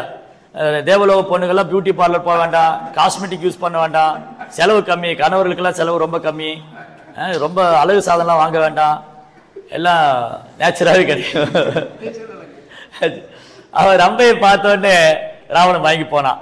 ரம்பா வந்து அழுதா, என்னை விட்டுடு. ரம்பா என்ன உறவாகணும் ராவணனுக்கு? ரம்பா யாருடைய ஒய்ஃபு? ரம்பா வந்து நலகுபேரனுடைய மனைவி. நலகுபேர யாரு? குபேரனுடைய பையன். என்ன தாமோராஷ்டிரில் மறந்துட்டீங்களா? வருஷத்துக்கு ஒரு தடவை ஞாபகம் வச்சுக்கீங்களா? நலகுபேரனுடைய மனைவி தான் ரம்பா. நலகுபேர் வந்து குபேரனுடைய பையன். அப்ப ராவணனுக்கு ரம்பா என்ன முறையாகணும்? மருமக முறையாகணும் இல்லையா. ராவணனும் குபேரனும் சகோதரங்க. இப்ப சகோதரனுடைய பையன் பொண்ணுன்னா அப்ப இவனுக்கும் பையனுடைய மருமக மாதிரி தான். அவ சொல்லி அழுதா, ராவணா என்னை விட்டுடு, நான் உனக்கு மருமக மாதிரி, என்னை ஒன்றும் பண்ணிடாத அப்படின்னு சொல்லி அழுதா. அவன் கேட்கவே இல்லை. ரம்பை காதர தூக்கின்னு போயிட்டான். அந்த ரம்பா தான் சபிச்சான். இனி அந்த ரம்பா இல்ல, நலகுபேரன் சபிப்பான். நலகுபேரன் கேள்விப்பட்டான், வந்து அழுவா. இந்த ரம்பா வந்து கணவர்கிட்ட அழுவா, இந்த மாதிரி ராவணனை தூக்கின்னு போய் பலவந்தப்படுத்திட்டான். அப்போ நலகுபேரன் சொல்லுவான், கையில தண்ணி எடுத்துட்டு, இனி ராவனை கொண்டு ஏதாவது பொண்ணை தொட்டான், அவன் சம்மதம்னா தொட்டான், அவன் தலை வெடிச்சு சரினான், சபிச்சுட்டான். அதனாலதான் ராவணன் யாரையும் தொட மாட்டான். தொட்டான் தலை வெடிச்சுது, அவ்வளோதான். எந்த பொண்ணுடைய சம்மந்தம் இல்லாமல் தொட்டா அவன் தலை வெடிச்சு போயிடும். இப்போ புரியுதா? என்னமோ ராவண பெரிய யோகிய மாதிரியும் அவன் பெரிய அப்படி தர்மகர்த்தா மாதிரியும் அவனை மாதிரி ஒரு ஏகபத்னி விரதம் இல்லாத மாதிரியும் இந்த உலகத்தை நிறைய பேர் பேசிட்டு இருக்கு. ஆனா ராவணன் எந்த பொண்ணுடைய சம்மந்தம் இல்லாமல் தொட்டா அவன் தலை வெடிச்சிருந்தான். அதுதான் அவன் பேசாமல் இருந்தான். சீதையை தூக்கின்னு போயிட்டு அவன் சம்மந்தம் இல்லாமல் தொடக்கூடாது, அதான் ரீசன். அதுக்கப்புறம் என்னாச்சு? அப்ப ராமர் கேட்டாரு, அப்ப ராவணன் யாருமே ஜெயிக்கலையாரு? எல்லாருமே ராவணன் ஜெயிச்சிருக்கான். குபேரனை ஜெயிச்சிருக்கான். இந்த மாதிரி ரகுகுலத்துல வந்து ஒரு முன்ன இந்த அனாரண்யம் எவ்வளவு அட்ராசிட்டி பண்ணிருக்கான், கொஞ்ச நெஞ்சமா பண்ணிருக்கான். அவன் யாருமே ஜெயிக்கல. இருக்காங்க 2 பேர் அவனை ஜெயிச்சிருக்காங்க ராவணனை. ஒருத்தர் வந்து கார்த்திவீர்யார்ஜுனன், ஒருத்தர் டைம் ஆயிடுச்சா, கார்த்திவீர்யார்ஜுனன். இந்த கார்த்திவீர்யார்ஜுனன் என்ன பண்ணுவார், ஒரு நாள் நர்மதை ஆற்றங்கரையில விளையாடிட்டு இருப்பார். நிறைய பொண்ணுகள், அவருக்கு வந்து 1000 கை, அவர் சகசர அர்ஜுனன் பேர். அவருக்கு 1000 கையில நர்மதை நதியை தடுத்து நிறுத்தி அந்த பொண்ணுகளோடு ஜலக்கிடை பண்ணிட்டு இருப்பான். ராவணன் என்ன பண்ணா, அவர்கிட்ட சண்டை போட வந்தான். அவனை பிடிச்சி கட்டி வச்சிட்டாரு. கார்த்திவீர்யார்ஜுனன் என்ன பண்ணார், ராவணனை பிடிச்சி கட்டி குரங்கு பூச்சியை தொங்க விடுற மாதிரி அவர் ஊர்ல தொங்க விட்டார். தலைகீழ கட்டி தொங்க விட்டார் ராவணன். அப்ப ராவணன் சரண்டர் ஆயிட்டார். ஐயா என்ன விட்டுரு, நாம பேர் நண்பர்களா இருந்துக்குவோம். இந்த அசுரங்கள் என்ன பண்ணுவாங்கன்னா, அசுரங்களால யாரும் ஜெயிக்க முடியல வச்சுக்கல, நண்பர் ஆயிடுவாங்க. ஐயா நம்ம ரெண்டு ஃப்ரெண்டாவே இருந்துக்கலாம், யாரையும் எல்லாரும் ஜெயிக்க முடியல, அப்படி ஃப்ரெண்ட் ஆயிட்டான். இன்னொருத்தர் யாரு, வாலி. இவன் என்ன பண்ணா, ஒரு நாள் ஆகாசமா போகும்போது வாலி வந்து ஒரு சந்தியாவந்தனம் பண்றதுக்காக உட்கார்ந்துருந்தார் அந்த கிஷ்கிந்தையில. இது வானரன் தானேன்னு சொல்லிட்டு அவன் போய் வாலியை பிடிச்சிடலான்னு போனான். பின்னாடியே போய் அவன் வாலியை பத்தி கேள்விப்பட்டிருந்தான். வாலிக்கு வந்து அதீத பலம் இருக்குன்னு. வாலிக்கு முன்னாடி வந்து அவன் பலம் பாதி போயிடுன்னு கேள்விப்பட்டான் ராவணன். என்ன பண்ணா, வாலிக்கு பின்னாடி போய் அப்படியே கழுத்தோடு சேர்த்து பிடிச்சி அவனை சுத்திடலான்னு நினைச்சார். வாலி உட்காந்து சந்தியாவனம் பண்றது, கை எடுத்து தண்ணி கையில விட்டுட்டு போய் உட்காந்துருக்காரு. இவன் பின்னாடி வர தெரிஞ்சு போயிடுது. அவனை இப்படி பிடிச்சிட்டாரு, இந்த அக்கல்ல பிடிச்சி அமுத்திட்டாரு. ராவணனை பிடிச்சி 10 தலை இங்க வச்சு அமுத்திட்டாரு. அமுத்திட்டு 4 திசையிலையும் போய் சந்தியாவந்தனம் பண்ணார். கிழக்கு மேற்கு வடக்கு தெற்கு 4 திசையில அவனை பிடிச்சி அமுத்திட்டாரு. ராவணன் வந்து மாட்டிக்கிட்டான். சில நேரம் குழந்தைகள்லாம் அவங்க அப்பா கிட்ட மாட்டி, அப்பா என்ன பண்ணுவாரு, குழந்தைய எப்படி கையில போட்டு அமுத்திடுவாங்க. இந்த குழந்தை அப்பாவை அடிக்க போயிட்டு அப்பா கிட்ட மாட்டிக்கும். அப்புறம் அதான் விடுப்பார், அப்பாவை விட்டாதான் உண்டு. இவன் மாட்டிக்கிட்டான். மாட்டி இவன் அவன் தப்பிக்க முடியாம கடைசியில் இவர் என்ன பண்ணாரு, வாலி ராவணனை கொண்டு கிஷ்கிந்தால தலைகளை கட்டி தொங்க விட்டார் ராவணன். அப்புறம் அவன் சரண்டர் ஆயிட்டான். அப்பா வாலி, உன் பலம் எனக்கு ரொம்ப பிடிச்சிருக்கு, நம்ம 2 ஃப்ரெண்ட்ஸ் ஆகிறதுக்கு விட்டான். ஸோ இந்த மாதிரி ராவணன் வந்து மற்றவங்களை கதற வச்சுதான் அவனுக்கு பழக்கமே. என்னைக்குமே மற்றவங்களை சந்தோஷப்படுத்தி பழக்கமே இல்லை. நம்மளை மாதிரி தான் நம்ம எல்லாரும் மற்றவங்களை சந்தோஷப்படுத்தி யாரையுமே கஷ்டப்படுத்த மாட்டோம் இல்லையா? நம்ம எல்லாம் ரொம்ப நல்லவங்க, யாரையுமே கஷ்டப்படுத்த மாட்டோம், யாரையுமே கதற வைக்க மாட்டோம், யாரையும் குறை சொல்ல மாட்டோம், யாரையும் தொந்தரவு பண்ண மாட்டோம், யாராலும் தொந்தரவுக்கு ஆளாக மாட்டோம். அப்படிதானே?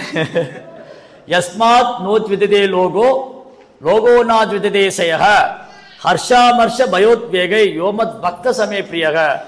எந்த மாதிரி பக்தர் எனக்கு பிரியமானவர் கிருஷ்ணர் சொல்றாரு. எந்த மாதிரி பக்தர், இவரால யாருக்குமே தொந்தரவு இல்லைங்க, யாராவது இவர் தொந்தரவு பண்ணா தொந்தரவுக்கு ஆளாகிறது இல்லைங்க, அந்த மாதிரி பக்தர். நம்மனால யாருக்கு தொந்தரவு கிடையாது, நம்மளை யாராவது தொந்தரவு பண்ணாலும் தொந்தரவுக்கு ஆளாவதும் கிடையாது. யஸ்மாத் நோச் விததே லோகோ லோகோ நாத் விததே சேக ஹர்ஷாமர்ஷ பயோத்வேகை. இன்பம் துன்பம் சோகம் துக்கம் இன்பம் துன்பம் எல்லாத்தையும் சமமா வைக்கிறது, பயம் கவலை எதுவுமே கிடையாது. அந்த மாதிரி பக்தர் எனக்கு பிரியமானவர். அப்படி யாரும் அந்த கூட்டத்தில் இருக்கிறோமா? இருந்தா அப்படி கை தூக்குங்களே பார்ப்போம் இல்லையா? ஸோ நம்ம எல்லாம் பக்தராக பயிற்சி பண்ணிட்டு இருக்கிறோம். நல்ல வேலை நம்மளை வெளியில விடல. நம்மளை வெளியே விட்டா ராவண எண்ணிக்கசிப்பு தான் சுத்தின்னு இருப்பான்.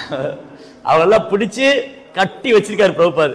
கட்டி வச்சு ஹரே கிருஷ்ணா கிருஷ்ண கிருஷ்ணா ஹரே ஹரே ஹரே ராம ராம ராம ஹரே ஹரே நாம சொல்லி உள்ள இருக்கிற அசுரங்களோட சண்டை போட்டு இருக்கோம். அன்னைக்கு ராமர் போய் ராவணன் கூட சண்டை போட்டாரு. இன்னைக்கு உள்ள இருக்கிற ராவணன் ஹரே கிருஷ்ணா மந்திரம் போய் கட்டுப்படுத்தி வச்சிருக்கு. வெளியில போறாத பெசாமரு, நீ டிவோட்டியா இருக்க, எல்லாம் என்னடா டிவோட்டியா இருக்க இப்படி நடந்துக்குவாரு கேட்பாரு, பெசாமரு அப்படின்னு ஹரிநாம வந்து கண்ட்ரோல் பண்ணி வச்சுட்டு இருக்கு.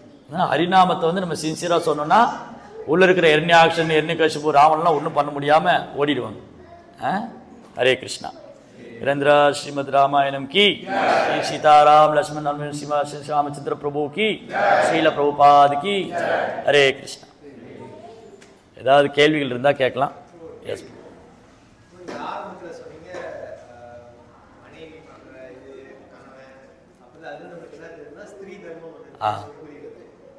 அப்புறம் நீங்க சொன்ன சீதா பிராட்டியோடைய தன்மைகள் நமக்கு தெரியும். அவங்க காலத்துல அழகாய் பார்த்தது பாருங்க. ஆனா அதே சமயத்துல வந்து வேதவதி பத்தி நீங்க சொன்னீங்க. அதாவது வந்து தனிமையில தவம் பண்ணாங்க. பிரபா சொல்றாரு பெண்கள் வந்து தனிமையில ஏன் வேதவதி தனியா தவம் பண்ணாங்க? அவங்க அப்பா அம்மா 2 பேருமே இல்லை, 2 பேரும் இறந்து போயிடுவாங்க. நான் அதை ஷார்ட்டா சொல்லிட்டேன் டைம் இல்லாதனால. ஆக்சுவலி வேதவதியுடைய ஸ்டோரி என்னன்னா, அவர் முனிபுத்திரி, முனிவருடைய பொண்ணு. அம்மாவும் சின்ன வயசுல இல்லை, அப்பாவும் முனிவர் தவம் பண்ணுவார், அவரும் போயிடுவாங்க. இப்போ தனியாக இருப்பாங்க ஆசிரமத்தில். அப்போ இவங்க இயல்பாக ஆசிரமத்தில் வளர்ந்ததுனால அவங்களுக்கு பகவான் தான் முழுமை கடவுள் தெரியும். அதனால இந்த உடலை விட்டு நான் பகவான்கிட்ட போகணும்னு தவம் பண்ணேன். அந்த ரீசன். வேற ஏதாவது இருக்குங்களா? வேற ஏதாவது கேள்விகள், சந்தேகங்கள்? ஹரே கிருஷ்ணா. ரொம்ப ரொம்ப நன்றி. நீங்கள் எல்லாம் எவ்வளோ நேரம் பொறுமையாக இருந்தீங்க. உங்கள் எல்லாருடைய பணிவான வணக்கம். வாஞ்சா கல்பத்தருபியஷ்ட கிருபா சிந்து பேவச்ச பதீதானாம் பாவனேபியோ வைஷ்ணவேபியோ நமோ நமக.